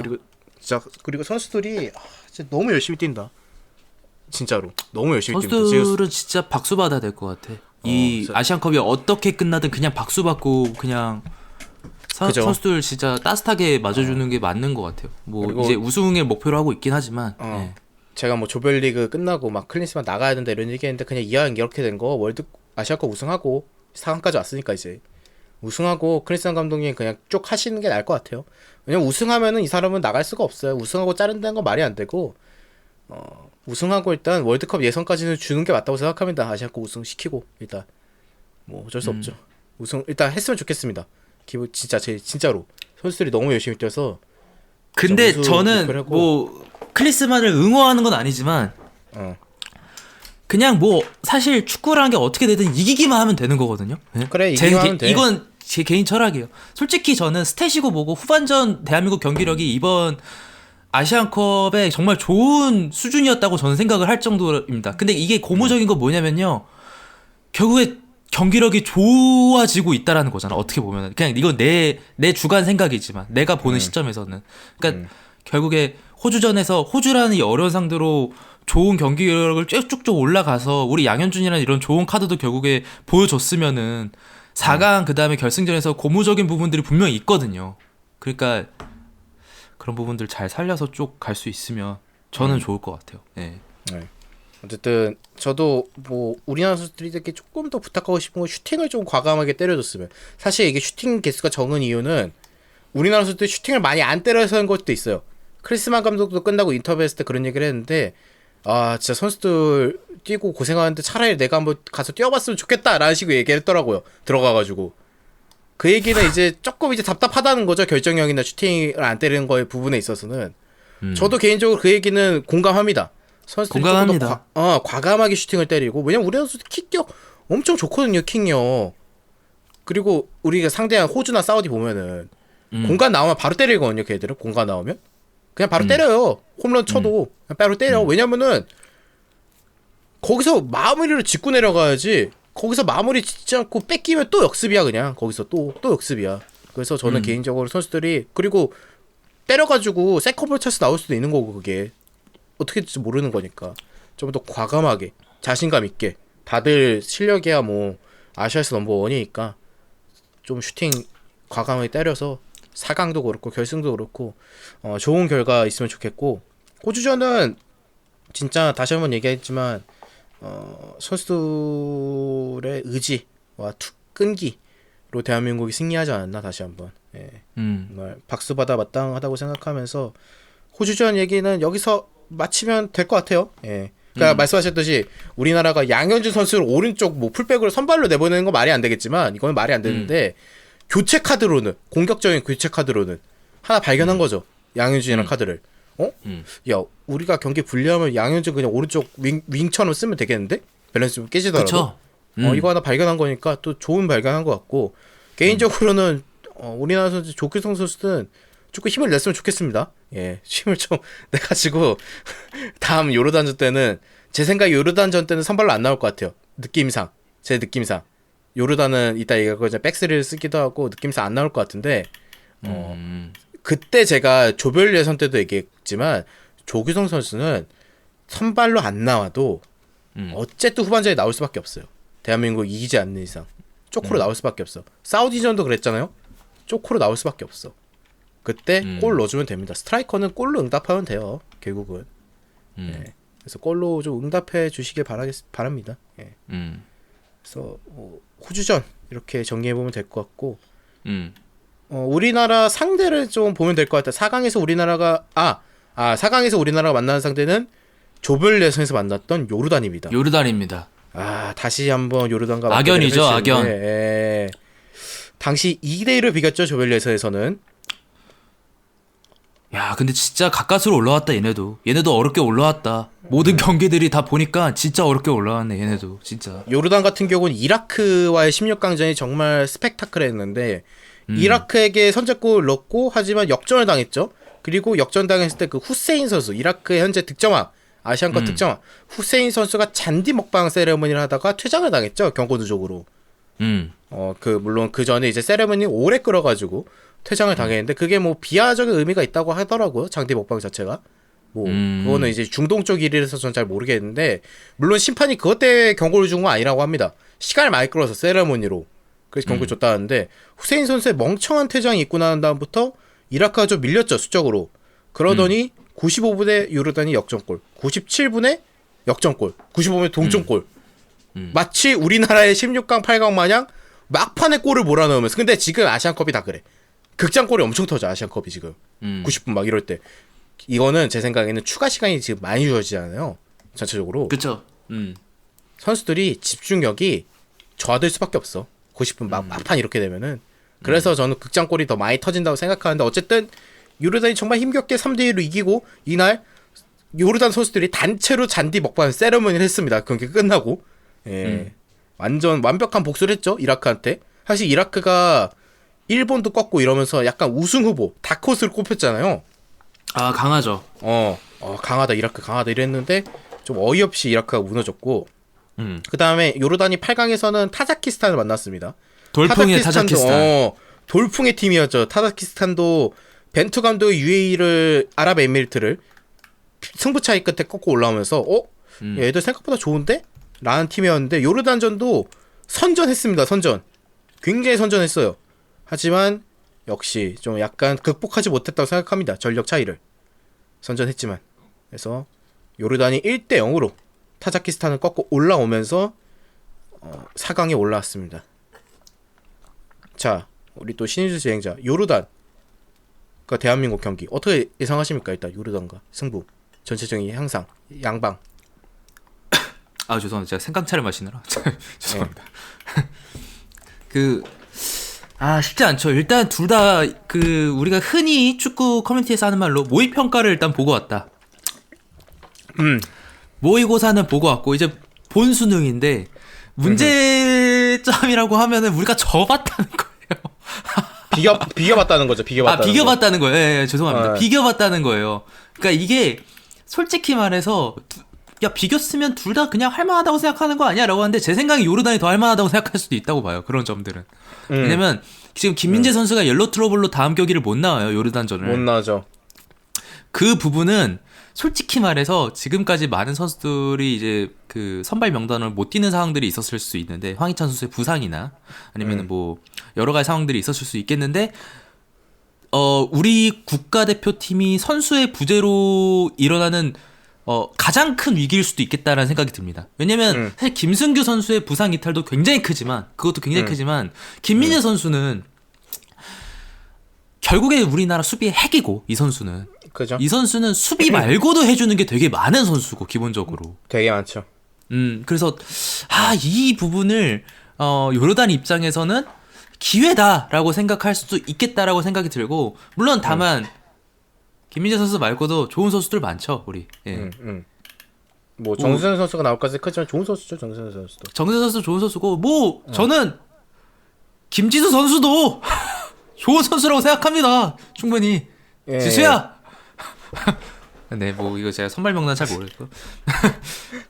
아마 안 나올 것 같아요. 근데 김지수 선발로 나올 것 같진 않아요. 느낌상. 네. 요르단전의 가장 큰 핵은 우리가 경기를 해봐서 알겠지만 압박의 싸움이 될 것 같아요. 압박의 싸움. 이 압박점을 누가 어떻게 잘 막아내고 흘러낼 수 있냐의 문제일 것 같아요. 왜냐면 우리나라도 아마 전방 압박을 강하게 취할 것 같다고 저는 예상을 하거든요. 요르단전 생각을 하면은. 아까 조규성 선수의 선발 이야기를 하셨는데 사실 저는 뭐 이거는 그냥 확신이 없습니다. 나올지 안 나올지는. 뭐 그건 잘 모르겠어요. 솔직히 말해서. 진짜 모르겠어요. 나올지 안 나올지. 근데 지금 당장 가장 큰 변화 줄 수 있는 게 공격진 원톱의 선택일 수 있지 않을까? 클리스만의 이게 공격 컨셉도 그렇고. 그래서 뭐 되게 궁금합니다. 이것은 어떻게 될지 솔직히 궁금합니다. 진짜 모르겠거든요. 이거는 왜냐면 우리가 조규성 톱만 본 게 아니잖아요. 지금 손흥민 톱도 사우디전 때 봤고 그 다음에 호주전 때는 교체를 통해서 황희찬의 원톱도 봤습니다. 그러니까 사실 원톱 옵션이 하나만 있는 건 아니에요. 우리가 이 아시안컵을 진행을 하면서 보여줬기 때문에. 그래서 사실 저는 되게 궁금합니다. 클리스만이 과연 다음 경기 이 압박, 우리도 압박을 해야 되고 압박을 풀어내야 되는 이 과정 속에서 과연 가장 큰 변화 줄 수 있는 게 뭘까? 그럼 원톱이지 않을까? 원톱 어떻게 할까? 저도 아까 얘기했지만 요르단전 같은 경우는 조규성 선수가 안 나올 가능성이 저는 크다고 생각해요. 개인적으로는. 왜냐면 요르단은 계속 백스리를 쓰는 팀이거든요. 경기 내내. 근데 백스리는 필연적으로 측면이 좀 약할 수가 있어요. 역습당할 때. 아무래도 양쪽 윙백들이 뚫리면은 센터백들 혼자 남거든요. 공간이 남죠? 공간이 비기 때문에 저는 개인적으로 손흥민 선수 원톱을 쓰고 황희찬 선수가 다리 상태가 괜찮다면 황희찬 투입하고 확실히 황희찬 선수가 투입되면 우리나라 다른 점은 상대들이 우리나라가 크랙이 드리블러가 있기 때문에 왼쪽 측면에 내려앉습니다. 지들이 많이 못 올라서요. 역습당 황희찬 선수 빠르고 그 오른쪽에 이강인이라는 키커를 두고 이러면은 훨씬 더 효율적으로 할 수 있다고 생각합니다. 개인적으로는. 변화무쌍하죠. 이렇게 둘이 있으면 정말로. 그리고 지금 조규성 선수가 폼이 정말 좋으면 모를까 지금 폼이 솔직히 말해서 별로 안 좋잖아요. 그래서 굳이 무리하게 우리가 조규성을 지금 전반부터 투입하는 것보다는 조금이라도 체력이 남았을 때 뒷공간을 계속 파는 움직임을 가져가면 어떨까. 그러고도 안 풀리면 이제 후반전 때 조규성 투입하면서 뭐 크로스 하나 노려야죠. 사우디 전처럼. 그렇게 가야지 그거는. 전 그 죄송합니다. 사우디 전태처럼 접근하는 방식이 어떨까. 뭐 백스리스라는 얘기가 아니라 접근 자체를 그런 식으로 좀 해보면 어떨까 싶습니다. 공격진 얘기만 생각은. 했는데 공격진 얘기만 했는데 중원도 생각보다 중요할 것 같아요. 왜냐면은 우리가 아까 슈팅을 많이 때렸으면 좋겠다는 어떤 국가대표 선수들에게 대해서 약간 좀 바람을 얘기했는데 추가적인 바람이 있다면 센터백과 그 삼선 라인에서의 그 실수를 좀 줄일 필요도 있는 것 같거든요. 제 생각에는. 근데 물론 지금 근데 이건 제 개인적인 생각인데 호주전의 이 중원은 유지될 것 같다는 느낌이 좀 강하긴 합니다. 근데 제 생각에는. 근데 근데 과연 여기서도 중원의 변화가 있을까라는 생각도 조심스럽게 드는 거는 이재성이 그 점에서 되게 중요한 것 같아요. 어쨌든 제가 봐도 황희찬 선수가 다리 상태가 좋다면 선발로 나올 확률이 굉장히 높다고 생각이 들거든요. 네. 그렇다라면은 과연 황인범, 박용우와 함께 중원을 누빌 수 있는 선수로 이재성을 빨리 투입을 할 것인가? 아니면 호주전처럼 후반에 투입을 해서 사실 저는 이재성 후반 투입 저는 되게 긍정적으로 봤거든요. 보면서 이 타이밍 이재성 나쁘지 않다. 근데 물론 이재성이 약간 좀 안 나왔죠. 뭔가 타이밍이 잘 안 맞았죠. 골 찬스나 막 그런 것들이나. 근데 어쨌든 기술적인 능력치가 굉장히 좋은 선수이기 때문에 이재성 선수가 오히려 이런 압박 같은 걸 풀어내는 데 있어서 이재성 선수가 좀 도와줄 수 있는 것들이 많지 않을까라는 생각. 저는 또.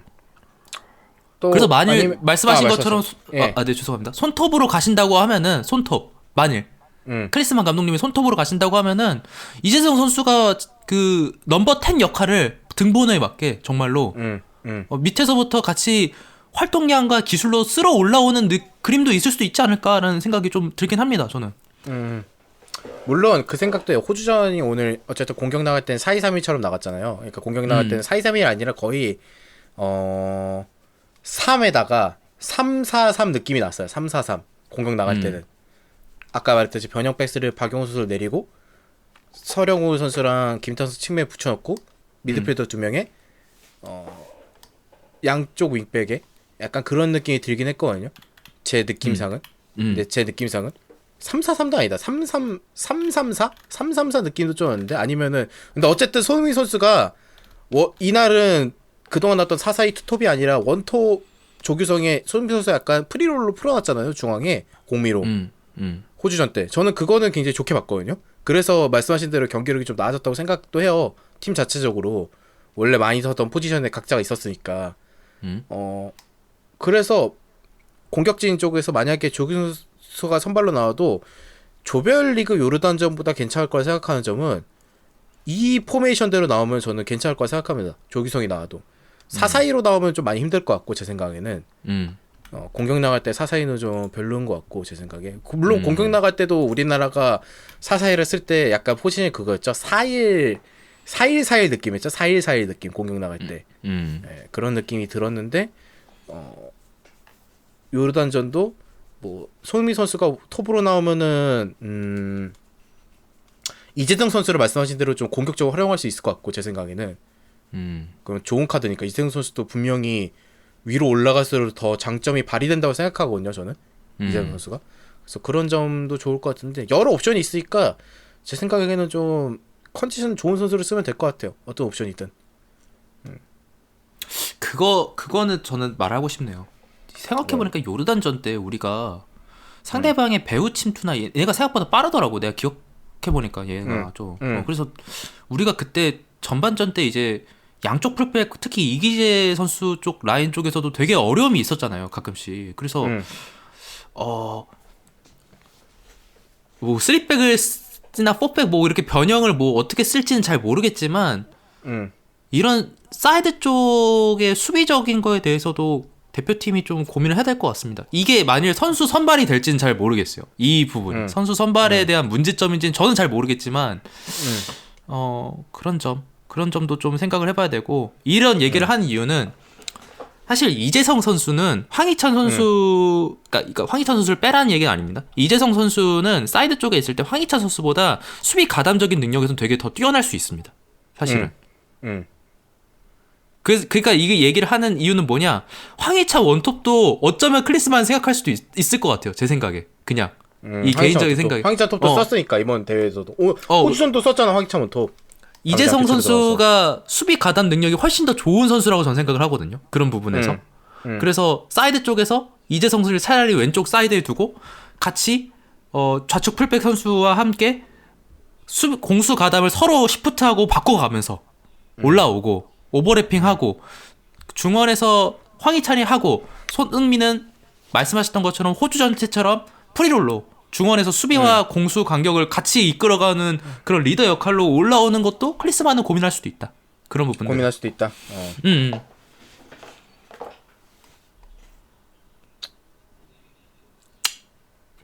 어려운 경기가 되겠네요. 어려워. 근데 어려워. 경기가 어렵겠다 이거. 근데 걱정되는 건 그거예요. 안 그래도 우리가 후방 빌더 불리한데 지금 불안한데 이제 김민재 압박에 선수가 취약하죠. 빠졌거든요. 네, 압박에 취약해. 빠져서 그 후방 빌더 우리가 저는 그래서 경기 어제 호주전 볼 때도 얘기했지만 안 되겠으면 그냥 걷어내자. 진짜 그러니까. 그냥 걷어내자. 불안해. 괜히 거기서 뭐 만들려 그러지 마. 수비 진영에서 우리 그냥 걷어내고 다시 시작하면 되잖아.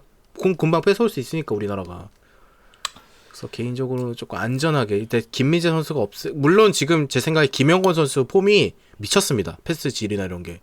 저는 호주전 때도 왼발 패스가 저는 솔직히 말해서 김영건 선수 과감하게 슈팅 때려도 될 정도의 폼이라고 생각해요. 그냥 중거리 한번 때려봐라 영건아. 실제로 K리그에서도 중거리로 골 넣은 적이 왕왕 있죠. 올라가. 약간 무회전각 잘 보죠. 김영건 선수 무회전 슛 뭐 그런 거. 그리고 저는 정승현 선수도 사실 이번 대회 폼이 되게 좋은 편이라고 생각을 해요. 저번에 백스리 나왔을 때 오른쪽 스토프를 굉장히 잘했어요. 네, 굉장히. 그래서 저는 뭐 사실 뭐 김영건 선수나 정승현 선수나 둘 다 그러니까 이 둘이 안 나올 뭐 이 둘 중에 누군가 없을 수도 있죠. 실제 선발 라인업에 이렇게 우리가 뭐 안 나올 수도 있는데 얘기했는데. 그렇게 나올 가능성이 네. 크긴 하죠. 예. 근데 어쨌든 이 울산의 이 두 듀오가 충분히 잘할 수 있지 않을까? 어쨌든 저는 기량은 밀릴 거라는 생각은 전혀 없어요. 수비수들이.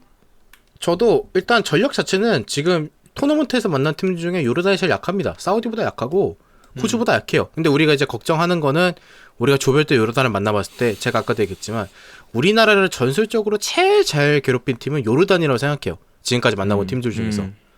요르단이 생각보다 되게 그러니까 4강까지 왔겠죠. 얘도 절대 유행이 아니에요. 얘들 4강까지 온 거는.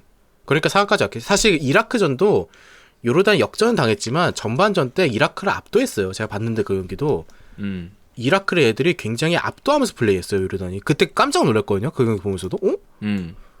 야 너네 이라크 상대로 왜 잘해? 점유율은 밀렸어도 그때도 제가 알기로 점유율이 요르단이 7대3을 밀렸는데 슈팅 개수는 오히려 더 많았어. 하나. 요르단이. 굉장히 효율적으로 공격을 잘합니다. 우리나라 때도 봤잖아요. 요르단이 점유율을 좀 내줄지언정 공격을 굉장히 효율적으로 잘 가져가요. 특히 그 중에서는 가장 에이스가 있죠. 알타마리 이 선수. 몽필레에서 뛰고 있는 이 무사 알타마리 선수. 이번에 타자키스탄전 좀 부진했다고 하는데 이 선수를 필두 이 선수가 드리블 워낙 잘하니까 이 선수를 필두로 하는 요르단의 그 쓰리톱 공격은 매섭습니다. 개인적으로 제가 봤을 때는. 물론 요르단도 지금 경고 누적으로 2명이 못 나오죠. 공격수 1명, 수비수 1명이 못 나오는데 뭐 엄청 핵심 자원까지는 아니더라고 하더라고요. 뭐 제가 찾아보니까. 그래도 뭐 주전급 선수니까 분명히 요르단한테는 치명상일 테고 우리가 이걸 잘 이용하면은 저는 매번 말합니다. 경기 보기 전에. 우리나라는 전반전 때 골 넣잖아요. 선제골 넣잖아요. 저는 그러면 무조건 쉽게 갑니다. 우리나라 경기는. 우리나라가 선제골 넣고 실수하지 않는 이상은 상대가 진짜 절대 자기들이 만들어서 넣을 수가 없다니까. 그냥 전력상. 전력상 만들어서 넣을 수가 없어요. 진짜로. 아니, 그러지 마세요. 우리 요르단이랑 할 때 우리 선제골 넣었어요. 우리. 그건 이제 안타까운 거죠. 그건 이제 안타까운 거죠. 그건 이제 안타까운 실수들이 겹치면서 또 박영훈 선수의 불운한 자책골도 있었고 그 당시에는. 그리고 요르단전은 사실 우리가 비기긴 하고 경기력이 안 좋았지만 요르단이 되게 자책골도 있었고 역전골 같은 경우는 되게 퀄리티 높은 골을 넣었어요. 걔들이 중거리 빡 때리면서. 그런 점은 사실 좀 뭐 운이 없었다고 생각도 합니다. 저는 개인적으로 요르단전은 놓고 봤을 때는. 요르단전 통계를 봐도 전반전 같은 경우는 우리나라가 역전을 나가긴 했지만 점유율이 거의 비슷했어요. 53대 47.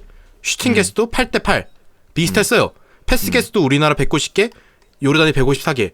이때 이제 취약점은 뭐였냐? 우리나라가 중원을 먹혔죠. 요르단한테.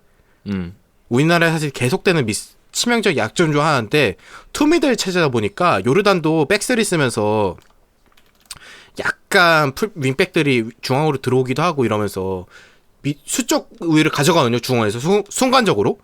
이게 약간 우리나라가 요르단 때도 밀렸는데 근데 결국 후반전 때 우리 역전당하고 요르단이 내려앉으니까 후반전 때 보면은 우리나라가 점유율이 76%, 슈팅 개수가 15개, 요르단 4개 그냥 압도했거든요. 후반전은 그냥. 그래서 아마 모르겠어요. 전반이랑 후반이 어떻게 진행될지 모르겠지만 결국은 막판 가면은 우리나라가 압도하는 흐름으로 가지 않을까? 뒤로 갈수록 점점점. 제 개인적인 생각은. 전반전에 골 넣으면은 올라오기 힘들다고 봅니다. 요르단이. 근데 만약 청취자분들이 이 방송을 들으신다라면은 이거는 제가 이항규 진행자 방금 말한 거에 대해서 이렇게 얘기할 수 있습니다. 우리가 지금 호주라는 정말 말도 안 되는 큰 산을 넘은 거예요, 여러분. 사실 진짜로 제가 봤을 때, 그러니까 이게 우리가 결과론적으로 올라왔으니까 4강에 왔으니까 하는 얘기지만 16강, 8강 그 다음에 조별리그 중에 제일 큰 산을 넘어왔다고 저는 생각을 합니다. 우리나라가. 제일 큰 산이죠, 호주가. 예. 정말 다행히도. 물론 저는 그분들의 말을 굉장히 동의해요. 야, 토너먼트 대회에서 4강 왔으면 무슨 팀이 그게 뭐가 중요하냐? 어차피 토너먼트 존나 빡센데. 인정합니다. 맞습니다. 그건 맞는데요. 근데 우리나라가 결국에는 사실 이 경기 누구랑 매치업 할지 이제 결과가 나왔으니까 하는 얘기지만 호주전을 이겼다라는 거는 우리가 스스로 칭찬할 만한 일이라는 거예요. 정말 어려운 산을 넘어서 온 거고 요르단이라는 팀을 무시하거나 4강이라는 이 매치업을 절대 얕잡아서는 안 되지만 그래도 어떻게 보면 급한 불을 끈 그냥 대한민국 입장에서는 그럴 그죠. 수 있지 않을까. 그죠. 근데 결국에 요르단전 쉽지는 않을 거예요. 근데 쉽지는 않을 건데 뭐 이제 와서 보니까 그냥 제 개인적인 감회가 남다른 것 같아요. 호주전을 이렇게 넘어왔다라는 게 그리고 호주를 넘어왔어. 근데 반대편 사이드 보면 얘네들도 쉽지 않거든요. 일본, 이라크랑 얘네 카타르랑 우즈벡도 얘네. 그러니까 뭐 상대적으로 더 우리가 그래도 결과적으로 보니 되게 어려운 산들을 잘 넘어왔구나라는 생각도 드는 것 같습니다. 어쨌든 폼 자체가 호주가 훨씬 좋았던 팀이고 전력도 그렇고 우리가 지금까지 만나본 상대 중에서 가장 월등했던 상대고 아시안컵에서 진짜 큰 산 넘으면서 여기까지 온 거고 남은 이제 요르단전 같은 경우 저는 개인적으로는 아까도 얘기했지만 제일 쉬운 상대로 보고 있습니다. 상대 자체는 우리를 전술적으로 제일 괴롭힌 것도 맞는데 일단 우리 한번 겪어봤잖아. 예방주사 하나 맞았잖아. 조별 예선 때 한번 맞았으니까 그거는 고쳐올 거라는 믿음이 있고 어느 정도 약점 보완은 모의 평가를 받다 우리는. 한번 맞았잖아. 한번 싸대기 맞았잖아. 요르단한테. 이 새끼들 때릴 줄 아네? 그거 한번 느꼈잖아. 요르단. 그래서 한번 그리고 우리나라가 사우디전도 그렇고 호주전도 그렇고 결국 끝까지 가면 우리나라가 이깁니다. 체급으로. 끝까지 진짜 벌어지지 않으면 우리나라가 체급으로 이겨요. 결국은 이겨. 끝까지 가면 이긴다니까. 그래서 이 요르단전도 만약에 실점을 하더라도 후반 끝까지 밀어붙이면 저는 결국은 뚫린다고 봅니다. 요르단도. 그래서 야, 이렇게 보니까 그냥 타자키스탄이 뭐냐? 요르단이 돌풍의 팀이야. 이렇게 보니까 그냥. 아니 근데 그리고 실제로 요르단과 조별 예선도 우리나라가 막판에 동점골 넣었잖아요. 막판에 계속 두드리다가. 그러니까 끝까지 가면 우리나라가 골 넣어요. 그래서 만약에 실점하더라도 추가 실점 없이 지키면 됩니다. 후반 끝까지. 그러고 또 연장 가서 이기면 되지 뭐. 아니 그러고 연장 가 그냥 다 연장 가. 4강도 연장 가고 너무 힘들게 이긴다 참 우리 진짜 연장 그래서 2연전이 뭐냐. 그래서 제가 말하지 않습니까? 전반전에 한 2골 정도 넣어주고 그럴 일은 가능성이 적지만 사실 제일 좋은 거는 전반전에 골 넣고 후반전에 추가골 넣고 손흥민, 이강인 선수 빼주면서 체력 관리도 해줘야 돼요. 어느 정도 결승까지 생각하면은 되게 배부른 소리긴 하지만 그래서 저는 선수들의 득점력이 조금 더 높아졌으면 합니다.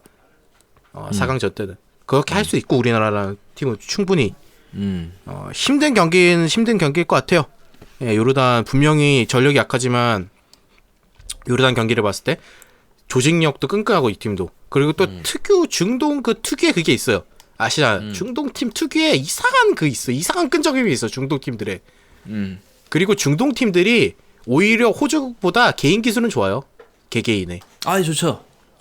중동 사우디 때도 제가 느낀 건데 호주 선수들은 전체적으로 또 투박합니다. 보니까 확실히 애들이 옛날보다.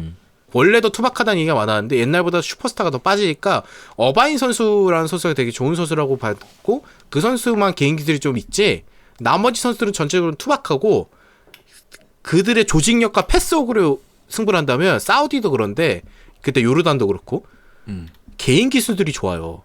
개개인의 조직력도 조직력. 근데 제 생각에 중동이 조금 올라온 이유는 결국은 옛날보다 조직력 같은 게 많이 는 것 같아요. 중동 자체도. 감독들도 이제 새로 들어오고 이러면서. 근데 어쨌든 요르단도 확실히 선수들의 순간 스피드도 좋고 개인 기술도 좋고 아까 이랬던 알타리문과 알타마리 그 선수가 워낙 드리블러니까 물론 알타마리 선수가 부상 이슈가 있을 수도 있다는 얘기가 있더라고요. 제 생각에 알타마리 안 나오면은 진짜 쉽게 갈 것 같습니다. 이 선수 안 나오면은 무사 알타마리 이 선수 안 나오면 쉽게 갈 것 같은데 그거 뭐 제외하더라도 이 개인 기술 이런 거 좀 조심하면 그러니까 진짜 후방 빌드업에 실수 안 나오면 우리 이긴다니까 진짜.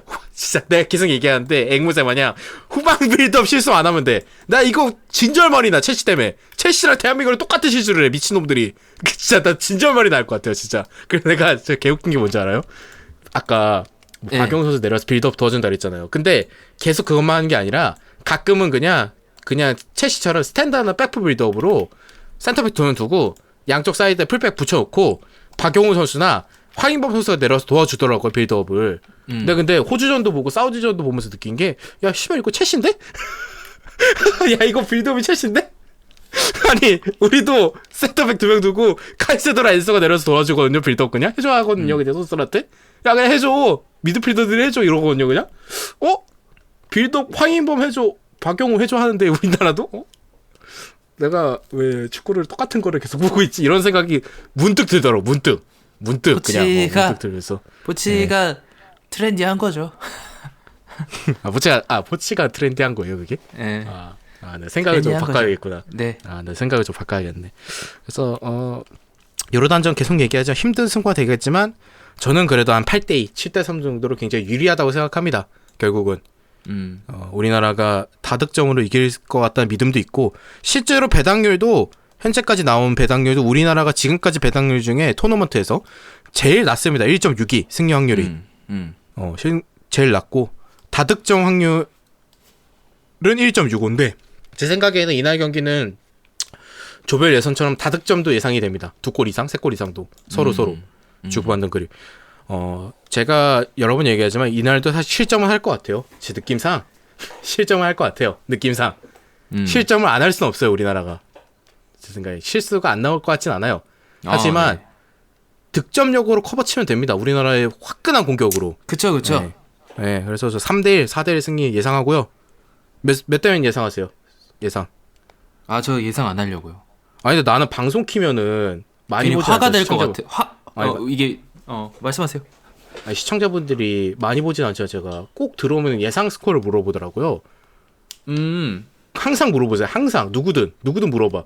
솔직히 좀 부담됐거든요. 처음에는 내가 그냥 예상했다가 틀려버리면 어떡할까. 저도 그랬는데 별 생각이 없어요. 이제 그냥 예상한 대로 어쨌든 맞아가니까 계속. 제가 참고로 사우디전 같은 경우는 2대1로 이긴다 그랬고요. 호주전 같은 경우는 이긴다면 1대0 2대0 이지랄하고 지면 1대0 이지랄한다 그랬는데 2대1로 이겼죠. 그냥 2대1로 이긴다 그럴걸. 이 새끼 이거 괜히 수 나가. 그래서 요르단전은 그냥 예상하겠습니다. 3대1로 이길 것 같습니다. 네. 저는 그냥 응원하면서 보겠습니다. 대한민국 예. 국가대표팀들을. 알겠습니다.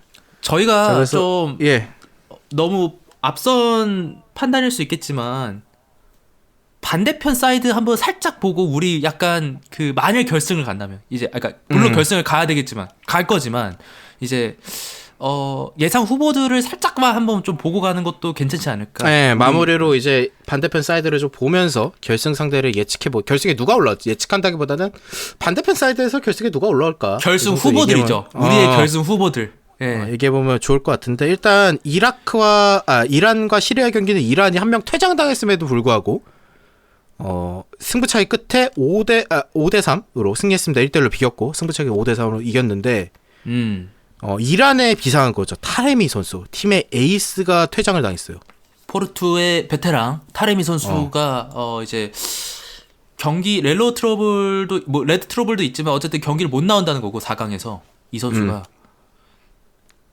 일본 같은 경우에는 사실 부상자들이 좀 있어요. 일본 국가대표 같은 경우에는. 근데 어쨌든 지금 당장 주전 선수들은 다 나올 수 있을 법해 보이고 미토마 카오루의 복귀는 좀 궁금해 보긴 하네요. 그거는 미토마 카오루가 과연 미토마가 저번에 나왔죠. 16강전 때 나와서 좋은 모습을 보여줬습니다. 제 생각에는 미토마 선수가 잘했어요. 저는 미토마 선수 폼이 괜찮아 보여가지고 일본이 근데 이제 일본의 문제는 이토주냐 선수가 빠졌어요. 그 문제 성적인 문제 대표팀 하차했죠. 사실 이토주냐가 일본 대표팀에서 차지하고 있는 비중은 꽤 크기 때문에 일본에 저는 이게 좀 미스적인 그러니까 제가 뺐다는 걸 못했다는 게 아니라 그냥 일본 그냥 대표팀만 봤을 때는 실제로 대표팀 선수들은 남길 바랬다는 얘기도 있습니다. 이토주냐가 어쨌든 지금 사건이 어쨌든 지금 대회가 진행 중이니까 나왔으면 좋겠다 이런 얘기를 했는데 일단 나갔어요. 이토주냐가 나갔고 근데 다만 제가 이란과 시리아전을 보고 바레인전과 일본전을 봤을 때 일본이 조별리그보다 경기력이 많이 올라왔어요. 많이. 16강전 때 많이 올라왔어요. 그리고 특히 일본은 자기들이 잘하는 좁은 위치에서 좁은 공간에서 패스에서 치고 나가는 움직임이 살아났어요. 조별리그 때 안 됐던 거는 그 좁은 공간에서 패스하는 게 안 됐거든요. 애들이 지들이 제일 잘하는 게. 근데 바레인전 때 보니까 그게 살아났어. 완전히. 일본도 전력이 굉장히 강한데 사실 이란 같은 경우에 우리가 이렇게 뭐 얘기를 하고 있지만 이게 존나 셉니다. 그냥 얘네 존나 세고. 이란은 센데 근데 저는 개인적으로 이란은 타레미 선수가 빠진 게 정말 치명상이라고 생각합니다. 큰 치명상이죠. 이란 경기를 보시면 알겠지만 타레미 선수가 거의 다 하거든요, 경기. 근데 이 타레미가 빠졌고 이란이 전체적으로 나이대가 꽤 있어요, 선수들이. 그리고 아즈문 선수가 부진해요, 좀 사실. 계속. 이렇게 봤을 때는 양쪽 윙어들이 아주 활발한 것도 아니고 이란이 이 타레미가 빠진 이란은 저는 일본 넘기 쉽지 않다고 봅니다, 개인적으로. 그리고 미토마 선수가 선발로 나올지 안 나올지 모르겠지만 교체로 나와도 충분히 좋은 카드이기 때문에. 그리고 일본이 이란을 뭐 많이 매치업한 건지 잘 모르겠지만 꽤 잡았죠. 19년도 때도 그렇고. 그리고 일본 지금 스쿼드 자체가 우리가 계속 반복해서 얘기해서 좀 싫으실 수도 있겠지만 정말 대단한 스쿼드이기 때문에 이번 스쿼드가 그리고 저는 그게 제일 큰 것 같아요. 뭐 다른 선수들도 있겠지만 쿠보가 원래 이번 16강까지도 쿠보는 약간 좀 아쉽네요. 쿠보는 조금 아쉽죠. 예. 16강 있기 전까지 막 조별리그에서 조금 아쉽네요. 뭐 살짝 번뜩이는 것 같은데 좀 아쉽네 했는데 저는 16강 때 쿠보가 부활의 씨를 올렸다고 생각을 합니다. 쿠보가 나 이 정도 나 이래봬도 축구 유망주 중에 한 명 이제 슈퍼스타 중에 한 명 이제 그래서 이제 8강 때 만약 이 불씨를 짚을 수 있으면은 일본 국가대표팀에 엄청난 도화선이 되지 않을까. 네.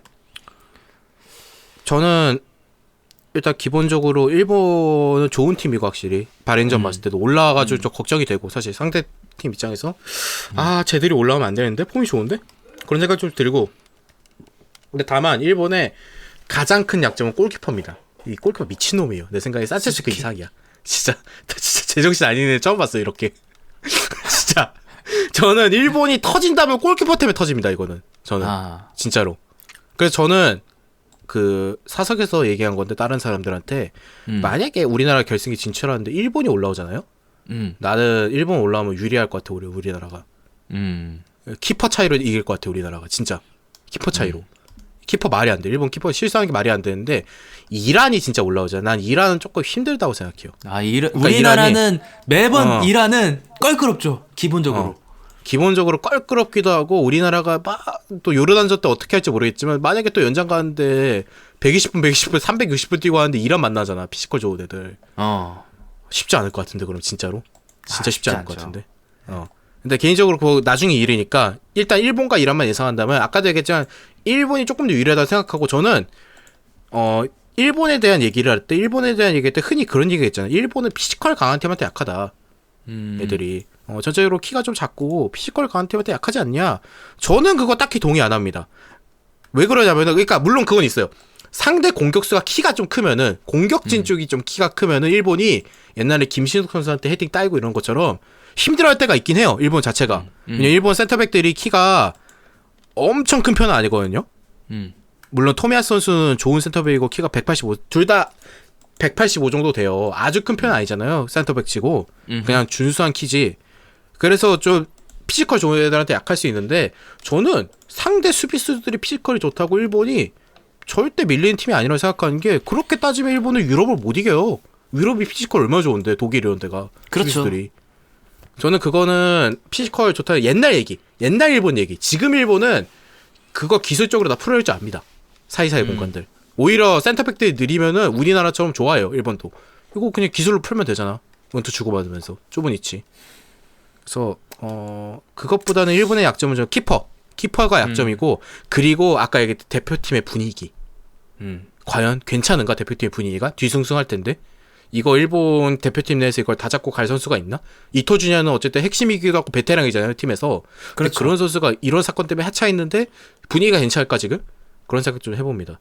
그게 좀 일본의 약점이지 않을까라는 생각을 하고 이란 같은 경우 아까 타레미가 빠진 거 그리고 아즈문의 폼이 지금 굉장히 안 좋다는 거 과연 이 공백을 이란은 누가 메울 수 있을지 그게 좀 기대되고 이란 같은 경우 말씀하셨을 때 장점은 피지컬이 좋죠. 일단 선수들이 기술도 좋아요. 이란 애들은 얘네들은 이란이 아까 말했던 중동에서 기술이 피지컬 좋은데 제일 좋은 팀이죠. 얘네들은 또 기본적으로 그 제가 호주전 보면서 느꼈던 건데 후반전 때 후반 막 시작했을 때 아, 호주가 경기 운영을 너무 잘한다라는 그 생각이 들었거든요. 잘하죠. 왜냐면은 앞서가고 있으니까 오히려 템포를 죽여. 빨리 갈 필요가 없으니까. 우리 선수들이 계속 그냥 끌어들이면서 힘만 그러니까 갖고 노는 거야. 그냥 한마디로 우리 선수들을. 그러니까 그런 거에 대표적인 대명사인 것 같아. 이란은 경기 운영을 너무 진짜 거짓말 안 하고 진짜 한 대 좁혀고 싶을 정도로 잘합니다. 진짜. 이기고 있을 땐 정말 잘하죠 경기 운영을. 단적으로 시리아가 약하다 하더라도 이란이 타레미 선수가 퇴장당했는데도 끝까지 버텨서 승부차기 끌고 갔다는 것 자체도 이란의 저력을 보여주는 거예요. 그쵸.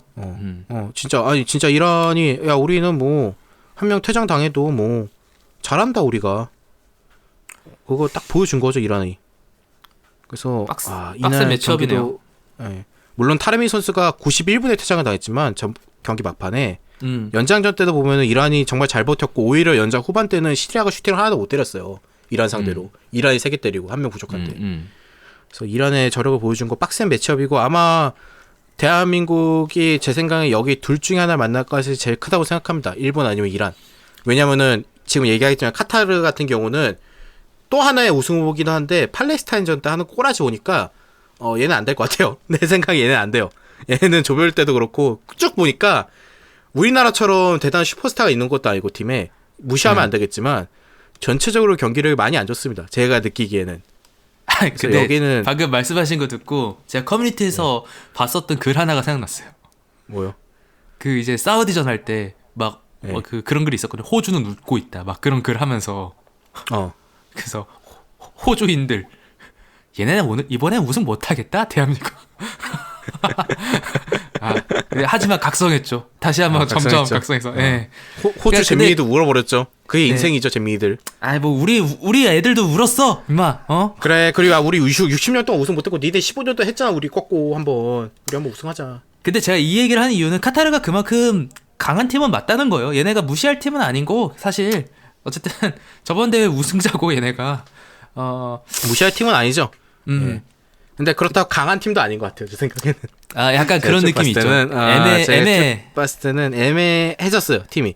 옛날보다 센 것 같진 않아요. 그때 한참 아시안컵 때 잘할 때보다는 경기력 자체가 아주 좋은 것 같진 않은데 또 이러고 이한규 미친 새끼가 괜히 설레발 떨어가지고 카타르 우승할 수도 있죠. 모릅니다 그거는. 예. 그 왜 축구사를 네 맘대로 정하나요? 근데 축구사를 왜 네 맘대로 흘러가게 정하나요? 근데 그 정도면 내가 진짜 나 뭐 유직하나 줘야 되는 거 아니에요? 대한축구협회가? 내가 이 정도로 잘 맞추는데 그러면은 이 정도로 설레발 떠는데 유직하나 줘야지 내가 만약에 카타르 우승하면 진짜. 하는 일이 그건가요? 개인 방송하면서 그 광대짓 하고 광대짓 로메로네 나 돈 주면 토트넘 응원합니다. 나 첼시 버릴 수 있어. 돈 주면은 방송에서 토트넘 응원할 수 있습니다. 진짜 돈만 주세요 나한테. 돈만 주면은 손흥민 렛츠고, 이강인 렛츠고, 파리 생제르맹 렛츠고 다 할 수 있어요. 방송에 앉아가지고 아이씨 이러면서 욕하고. 진짜 농담이고요. 이게 그리고 이거는 상대 효과인지 잘 모르겠는데 저는 오히려 이번 대회 우즈벡이 얘네가 되게 컨셉이 괜찮은 것 같아요. 우즈벡 컨셉이. 뭐가 컨셉이 괜찮다는 거죠? 얘네가 지금 결국에 3-4-3 리듬을 하고 있잖아요. 3백 기반으로 해가지고. 예. 사실 3-4-3을 제가 생각하기에 최근에 봤던 감독 중에 제일 잘 썼던 감독은 나겔스만입니다. 이제 또 그분입니까? 미넨 전에 미넨 있기 전 라이프치히 있을 때 그 3-4-3 뭐 어쨌든 근데 이 전술의 가장 큰 패턴의 흐름은 빠른 전환 그리고 사이드에서 상대방과의 수적 우위 그런 거라고 생각을 하거든요. 근데 제가 우즈벡 경기를 봤을 때 그런 것들이 좀 보이더라고요. 그래서 얘네가 준비를 잘해왔다. 어쨌든 잘해왔다. 큰 틀은 있다. 그래서 저는 이게 뭐 우즈벡에 대한 그 기대치가 상대적이었는지 모르겠지만 오히려 이번 대회 보면서 우즈벡 괜찮은데 라는 그런 느낌을 되게 많이 받았습니다. 경기들을 보면서 저는. 아니 실제로 우즈벡이 호주랑 1대1로 비긴 팀이에요. 네네 맞아요. 이 호주가 아시안컵에서 우리나라 만나기 전까지 딱 1실점했거든요. 우리나라 미친놈들이 호주가 그러니까 1실점했어. 그게 우즈벡이야. 그게 바로 우즈벡이야. 우즈벡 저도 말씀하시는데 우즈벡 무시 못. 난 오히려 카타르 저는 우즈벡 이긴다고 생각합니다. 진짜. 아, 얘네 컨셉 오히려. 괜찮아요. 우즈벡 괜찮아 진짜. 그리고 우즈벡도 전통적으로 중앙아시아에서 센 팀이잖아요 원래. 장난 아니죠 우즈베. 예. 전통적으로 센 팀이고 그 얘들 피지컬 좋고 이런 애들 많아가지고 전통적으로 좋은 팀이고 저는 카타르를 우즈벡이 꺾을 거라고 생각하고 그래서 또 근데- 한번 축구계에서 축구사를 바꾸는 거네요. 근데 씨발 이러고 왜 이렇게 카타르가 우승할 것 같지 이 새끼? 이 새끼 카타르 존나 무시하네 갑자기 생각해보니까. 죄송합니다 카타르 우승할 수도 있다. 도하의 기적. 카타르 안방이잖아 생각해보니까. 홈버프 있지 카타르 또 홈버프 받으면 기억나세요? 옛날에 그 제파로프라고 FC 서울에서 있었죠. 예. 걔 우즈벡 우즈벡에서- 사람이잖아요. 예. 맞아. 제파로프 우즈벡 사람. 아니 서울에 우즈벡 출신 꽤 있었어요. 제파로프도 있었고 최근에 있었는데 우즈벡. FC 누구죠? 서울에? 있었어. 그 공격수 하나 있었는데 딸딸 조그맣게 생기네. 나 이름을 까먹었네. 그 얼굴은 기억 안 나. 알라바에프. 알라바에프 됐어. 우즈벡이에요? 우즈벡이야 알라바에프. 아, 어째 그래요? 성남에 있잖아 알라바에프. 나 전혀 생각을 못 하고 있었다 그거. 그래? 알라바에프가 서울에 있었거든. 내가 기억나 서울에 있던 거. 아, 알라바에프 선수도 있죠 서울에 네, 또. 예. 그래서 뭐 물론 태국전 힘들게 올라왔지만 우즈벡도 힘들게 네. 이겼죠 우즈벡도. 예. 태국도 축구 잘하더라고 옛날보다. 보면서 느낀 게 옛날보다 전체적으로 아시안컵이 수준이 많이 올라왔고 올라왔어요. 전체적으로. 음. 그리고 동남아 팀들이 잘해요 이제 옛날보다 확실히. 그치. 그게 느껴졌어. 동남아 팀들이 처음에는 잘해졌어. 2016년도부터 9년도에는 중동 팀들이 많이 올라왔구나라는 생각이 들다가 20년도에 들어오면서 동남아 팀들도 많이 올라왔구나. 그 박항서 베트남 때도 그렇고 많이 올라왔구나라는 느낌이 드는 것 같아요. 결국에는. 진짜 인도네시아도 그렇고 말레이시아도 그렇고 특히 태국이 제일 잘하잖아요 동남아에선. 태국은 축구를 잘하던데 그래도 되게 잘하던데 태국. 걔네 빠르더라. 상상 이상으로 잘하더라 태국은. 근데 그 와중에도 여전히 못하는 진짜 치욕스러운 동아시아 팀이 있죠. 발전이 그만. 지금 제가 놀라운 걸 봤기 때문에 그만하십시오. 예, 죄송합니다. 죄송합니다. 진짜 놀라운 걸 봤습니다. 뭐죠? 이라크 일본전 주심 닉마 주신입니다. 이란 일본전 주신 릭마야? 네, 그 인간이야? 닉마야. 네. 우리한테 경고 더럽게 끄네. 자, 놀라운 걸 봤습니다. 그만하시죠. 뭐죠? 네. 죄송합니다. 네. 한번 하겠습니다. 그 새끼들은 발전을 못해요? 아니 진짜로? 걔들은 왜 발전이 없냐 축구가? 근데 국가대표 팀들 중에 합숙하는 국가대표 팀이 있어요? 리그 중에? 그런 팀이 있어요. 그런 나라가 있어요. 옛날에 우리나라도 했다고 하죠. 걔 왜 못하냐? 옛날에 그 박스컵 뭐 그런 거 할 때 했었던 것 같기도 하다. 그런 거 옛날에 뭐. 우리나라 뭐 월드컵 02 월드컵 전에도 막 합숙했다 그러니까. 근데 뭐 합숙하고 잘하면 뭐라 그래? 합숙하고 왜 못해? 아니 0골은 좀 아니지 않나 생각을 해봅니다. 골이라도 넣었으면 몰라. 나 그때도 얘기했지만 그게 괘씸했어요. 0골 뭐죠? 넣고 올라갈 경우의 수를 검색하는 게 괘씸했어요. 그 축구사가 흔들릴 수 있으니까 그쯤 하시죠. 알겠습니다. 죄송합니다. 제가 그만 말하겠습니다. 괜히 이러다가 갑자기 중국 대부활 월드컵 16강 이러면 또 이제 안 되니까 그죠? 네. 안 될 건 아니죠. 안 되는 건 아닌데. 그죠. 네네. 또 우리 방송이 또 중국으로도 진출해야 되니까 언젠가는. 따자하오, 니하오, 와이니. 근데 궁금한데 중국어 전공 아니시잖아요. 근데 중국어 할 저 줄 아세요? 제2외국 고등학교 때 제2외국어가 중국어였습니다. 굉장히 언어학을 되게 많이 공부했네 이제 보니까. 아랍어도 그렇고 뭐 안 한 게 아랍어도 없네. 했고요. 안 한 게 없어요. 근데 다 못해요. 진짜 만지긴 많이 만져봤거든요. 할 줄 아는 게 없어요. 이 새끼는 만지긴 다 만져봤는데 할 줄 아는 게 없어요. 뭐 아니 저 그래서 이름 정도 워쇼 셔머 밍즈 그 정도 할 줄 압니다. 뭐죠? 리 한국 그건가? 뭐가 중요했습니까? 제2외국어가 중국어였는데 근데 아시잖아요. 고등학교 때 제2외국어 배워봤자 잘 못해요. 잘 못합니다. 어쨌든 뭐 여기까지 완전 오래인데 그만 축구사를 바꾸도록 하겠고요. 제가 일단 혹시 대한민국 경기 아니더라도 예측 안 하십니까? 올해 이렇게 마음 먹은 거예요? 예측 안 하기로? 아니요. 대한민국 경기 아니면 재밌게 예측하죠. 그럼 이란과 일본은 누가 이길 거라 생각하십니까? 신윤수가 뽑는 픽. 나는 일본 뽑았거든요. 내 픽은.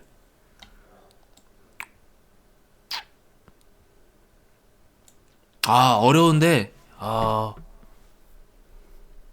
저는,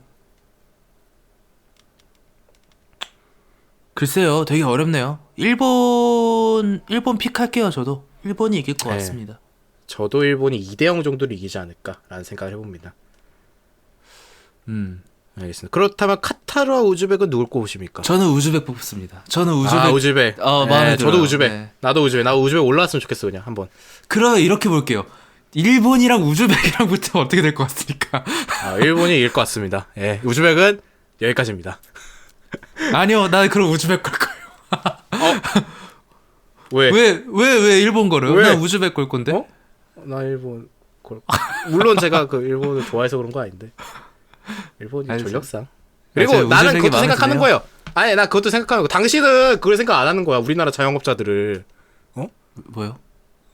일본이 올라와야지 한일전, 시청률, 치킨, 피자, 파티지. 물론 우즈벡 올라도 파티겠지만 훨씬 더 두 배 이벤트 같은 느낌이지. 일본이 올라와야지. 그걸 생각을 해야죠. 예? 그렇지 그런 거예요?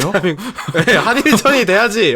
그럼 CGV 난리 나지. 예매 그냥 동나지. CGV 그냥 CGV 동나지 지금. CGV 동나지. TV의 시청률 미쳐 날뛰겠지. 쿠팡도 가입자 늘겠지. 치킨 많이 팔리지. 피자 많이 팔리지. 진짜 대한민국 경제 그 선수단인데 왜 그걸 생각 안 하십니까? 예? 진짜로. 예, 반성하세요. 네, 뭐 제가 뭐 그리고 국회의원은 아니지만 반성하겠습니다. 네, 반성하세요. 그 경제가 돌아갈 그 타이밍인데 진짜. 제가 대회전에 그랬죠. 한일전 결승이 됐으면 좋겠다고. 진짜 한일전 결승되면은 all or nothing이죠. 진짜 그게 all or nothing. 진짜 전부 진짜 와 진짜 아직 우리 4강이긴 하지만 한일전 결승 진짜 재밌겠다. 내가 본 축구 게임 중에 그게 제일 재밌을 것 같아요. 태어나서 본 것 중에 진짜로. 만약에 성사가 된다면 서로가. 근데 만일 한일전 하면은 이건 여담입니다. 그냥 제 생각인데 예. 김진수, 김태환 듀오 보고 싶네요. 왜 보고 둘의 싶은 거야? 그거? K리그 팬들 아시잖아요. 그 신경전. 그 신경전. 신경전 한번 긁고 잘 걸잖아. 둘 다 잘 거니까. 근데 그런 게 필요해 또. 그러니까 둘 다 또 영리한 선수라 또 이제 짬밥이 있어서 이제 또 잘 이끌어낼 수도 있을 것 같은데 경기 안에서 뭐 어쨌든. 그러니까. 네. 어쨌든 뭐 근데 이건 설레발이고 되게 먼 이야기고 우리나라가 집중해야 될 거는 요르단과의 4강. 4강전이고 네. 또 일본 팀들이 집중해야 될 거는 이란과 8강전. 일본이 오늘 떨어질 수도 있어요. 이란한테. 떨어져도 이상한 게 아니야. 일본이 이란한테 떨어지는 건. 그렇죠. 이란 되게 센 팀이기 때문에. 그리고 사실 일본이든 이란이든 둘 다 겁나 힘들어요. 우리나라도 그래. 만나면 만나기 힘들어. 또 얘네야 이러고 있어요. 누굴 만나든 또 얘네야 하고 있습니다. 또 얘네야. 진짜로. 개인적으로 대한민국은 결승에 간다면 좋은 것 중에 하나 김민재 선수가 일주일 푹 쉬고 나온다는 거는 오히려 도움이 될 것 같아요. 팀에 오히려. 결승에 근데 꼭 가서. 네 정말 손흥민 선수 체력 안면 필요할 것 같습니다. 제가 호주전 보니까 확실한 거는 필요해. 야, 손흥민 선수 연장 후반 가니까 안 뛰잖아. 본인도 힘들어가지고. 안 뛰고 싶으니까 안 뛰는 게 아니라 다리가 안 움직이는 거야 그때면. 근데 마지막까지 교체 안 한 거 보니까 그 벤치 쪽이랑 사인은 됐었나 봐요. 교체 안 해도 된다라는 그 정도 사인은 됐었나 봐요. 교체 카드가 없던 거 아니에요? 아니지 마지막에 이강인 뺐잖아. 교체했잖아. 그러네. 그냥 본인이 끝까지 뛰겠다 그런 건가? 네 그런 거 같아요. 그냥 그거밖에 답이 없잖아요. 사실상. 네. 그지. 아무튼 이렇게 좀 아시안컵 오늘 전체적으로 살펴봤는데 이번 아시안컵 굉장히 재밌습니다. 경기들이. 재밌어요. 네. 굉장히 재밌고 아까 얘기했듯이 전체적으로 좀 수준이 올라와서 확실히 옛날보다 보는 맛도 생겼고 팀 전체적으로. 대한민국 대표팀이 순항하고 있습니다. 어쨌든 뭐 결과적으로 이기고 있으니까 저는 그 얘기는 하고 싶어요. 아까 우리가 뭐 전술적으로 비판한다고 얘기도 했지만 신인수 진행자가 말한 것처럼 이기면 장땡이에요. 토너먼트에서. 당연하죠. 이기면 장땡이야. 뭐 전술 나 그랬잖아. 그냥 분량 채우기용으로 전술에 대해서 이런 게 문제고 고쳤으면 좋겠다는 거지. 이기면 장땡이야. 뭐가 문제야. 이겼는데 우리들 토너먼트에서 뭐 리그 경기도 아니고 우리가 리그면은 걱정되잖아. 다음 경기들이 이제 그잖아요. 리그면은 이제 길게 봐야 되고 우리 또 맨유 셋이 응원하면서 포체티노 전술 꼬라지 보면은 좆됐다. 다음 경기 리버풀, 맨시티, 토트넘 100% 질 텐데 실제로 리버풀한테 개 깨지고 테나도 지금 맨유 2연승 했지만 어제 방송에서도 오늘 방송 올라갔죠. 신수 진행자가 말하다시피 이기긴 했는데 강팀 만나면은 깨질 거 아니냐 또 이 전술이면은 이 경기면 뭐가 의미가 있냐 승리가 약간 그런 식으로 얘기도 하셨고 그런 것처럼 이 리그고 클럽 팀이고 이러면은 이제 감독이 전술이 이렇게 뷰딱 같으면 걱정이 되지만 뭐 토너먼트인데 뭐 이기면 장땡이지. 이겼잖아 일단 한잔 해. 이긴 게 중요하지. 난 그 얘기를 하고 싶어요.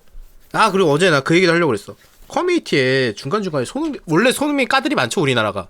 빠가 많은 만큼 까도 많죠. 나는 근데 제 이해가 안 손흥민 선수를 왜 까요?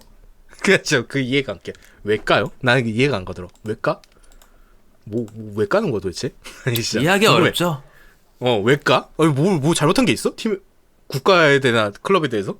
내가 뭐 토트넘 좋아하는 거 아니지만 왜 까는 거야? 이해가 안 되더라고. 제가 뭐 방송하고 있어가지고 중간중간 못 봤는데 커뮤니티를 옛날처럼 보진 못하는데 끝나고 보니까 또 한참 싸웠더라 또 한참 또 싸웠더라 한번 시원하게만 싸웠더라 또 개인적으로는 선수들 좀 응원해줬으면 좋겠고 전체적으로 물론 못하면 국민들 또 축구 팬으로서 비판할 수도 있죠. 근데 나는 그 생각을 해요. 어제 손흥민 선수가 전반전에 그렇게 못했어요? 어제 전반전 손흥민 선수는 수비 가담까지 하느라 진짜 쉴 새가 없었어요. 경기 내내. 그냥. 나도 못했다고 생각 전혀. 나 그래서 그게 그 반응이 놀라서 손흥민이 못했다고 어제? 그러니까 그 페널티킥 얻기 전까지 욕을 많이 먹었더라고 보니까. 그 정도인가? 그냥 전술적인 미스 아닌가 손흥민이 못한 거예요. 근데 이게 나는 우리가 뭐 사실 축구 실력이 정말 대단히 뛰어난 프로 선수의 레벨은 아니잖아요. 우리 둘이. 그죠. 근데 잘 모른다고 축구. 저는 가끔씩 그런 게 좀 솔직히 이해 안 가는 거는 조기 축구나 동네 축구를 프로 축구 세계에 입히려고 생각하시면 안 됩니다. 전혀 달라요. 다르죠. 아 왜 이 타이밍에 안 때려? 그렇게 말할 수도 있는데 말할 수 되게 다르거든요. 그러니까 왜 그 게임으로 치면은 그 롤 감독 중에 걔 누구죠? C 모식이죠, 걔? 그 시맥? 시맥이 그런 얘기를 한 적이 있더라고요. 솔랭과 프로 경기는 다르다. 같이 대비시키기가 다르다. 어렵다. 그래서 팀 게임이랑 완전 다르다 그러니까 롤도. 그 방식으로 접근하려고 하면 어렵다라고 하더라고요. 근데 저는 그 말을 뭐 제가 롤이나 축구나 그렇게 통달한 건 아니지만 무슨 말인지 알 것 같아요. 그 말이 뭔 말인지. 그래서 말씀하시고 또 과하게 좀 너무 비판하지 마라. 물론 그런 얘기 하시죠. 야, 씨발 니도 아까 뭐 슈팅 안 때려서 아쉽다며. 뭐 아쉽다고. 아쉬워요. 저도 아쉽고. 근데 그거 이제 클리스만도 얘기를 했으니까. 나보다 축구를 훨씬 잘하는 우리 클버치께서도 얘기를 하셨고. 그러면 이제 그런 얘기 하실 수도 있죠. 몇 분들은. 야, 니 맨날 무드리그 욕하잖아. 무드리그 너보다 축구 잘하는데. 그때 여러분 무드리그 한번 경기를 보세요. 진짜로. 만약에 이해가 안 되시는 분들이 있어. 무드리그 한번 챙겨보세요. 한번 챙겨보고 그러면 내 감정 이해할 수 있을 거예요. 무드리그는 진짜로.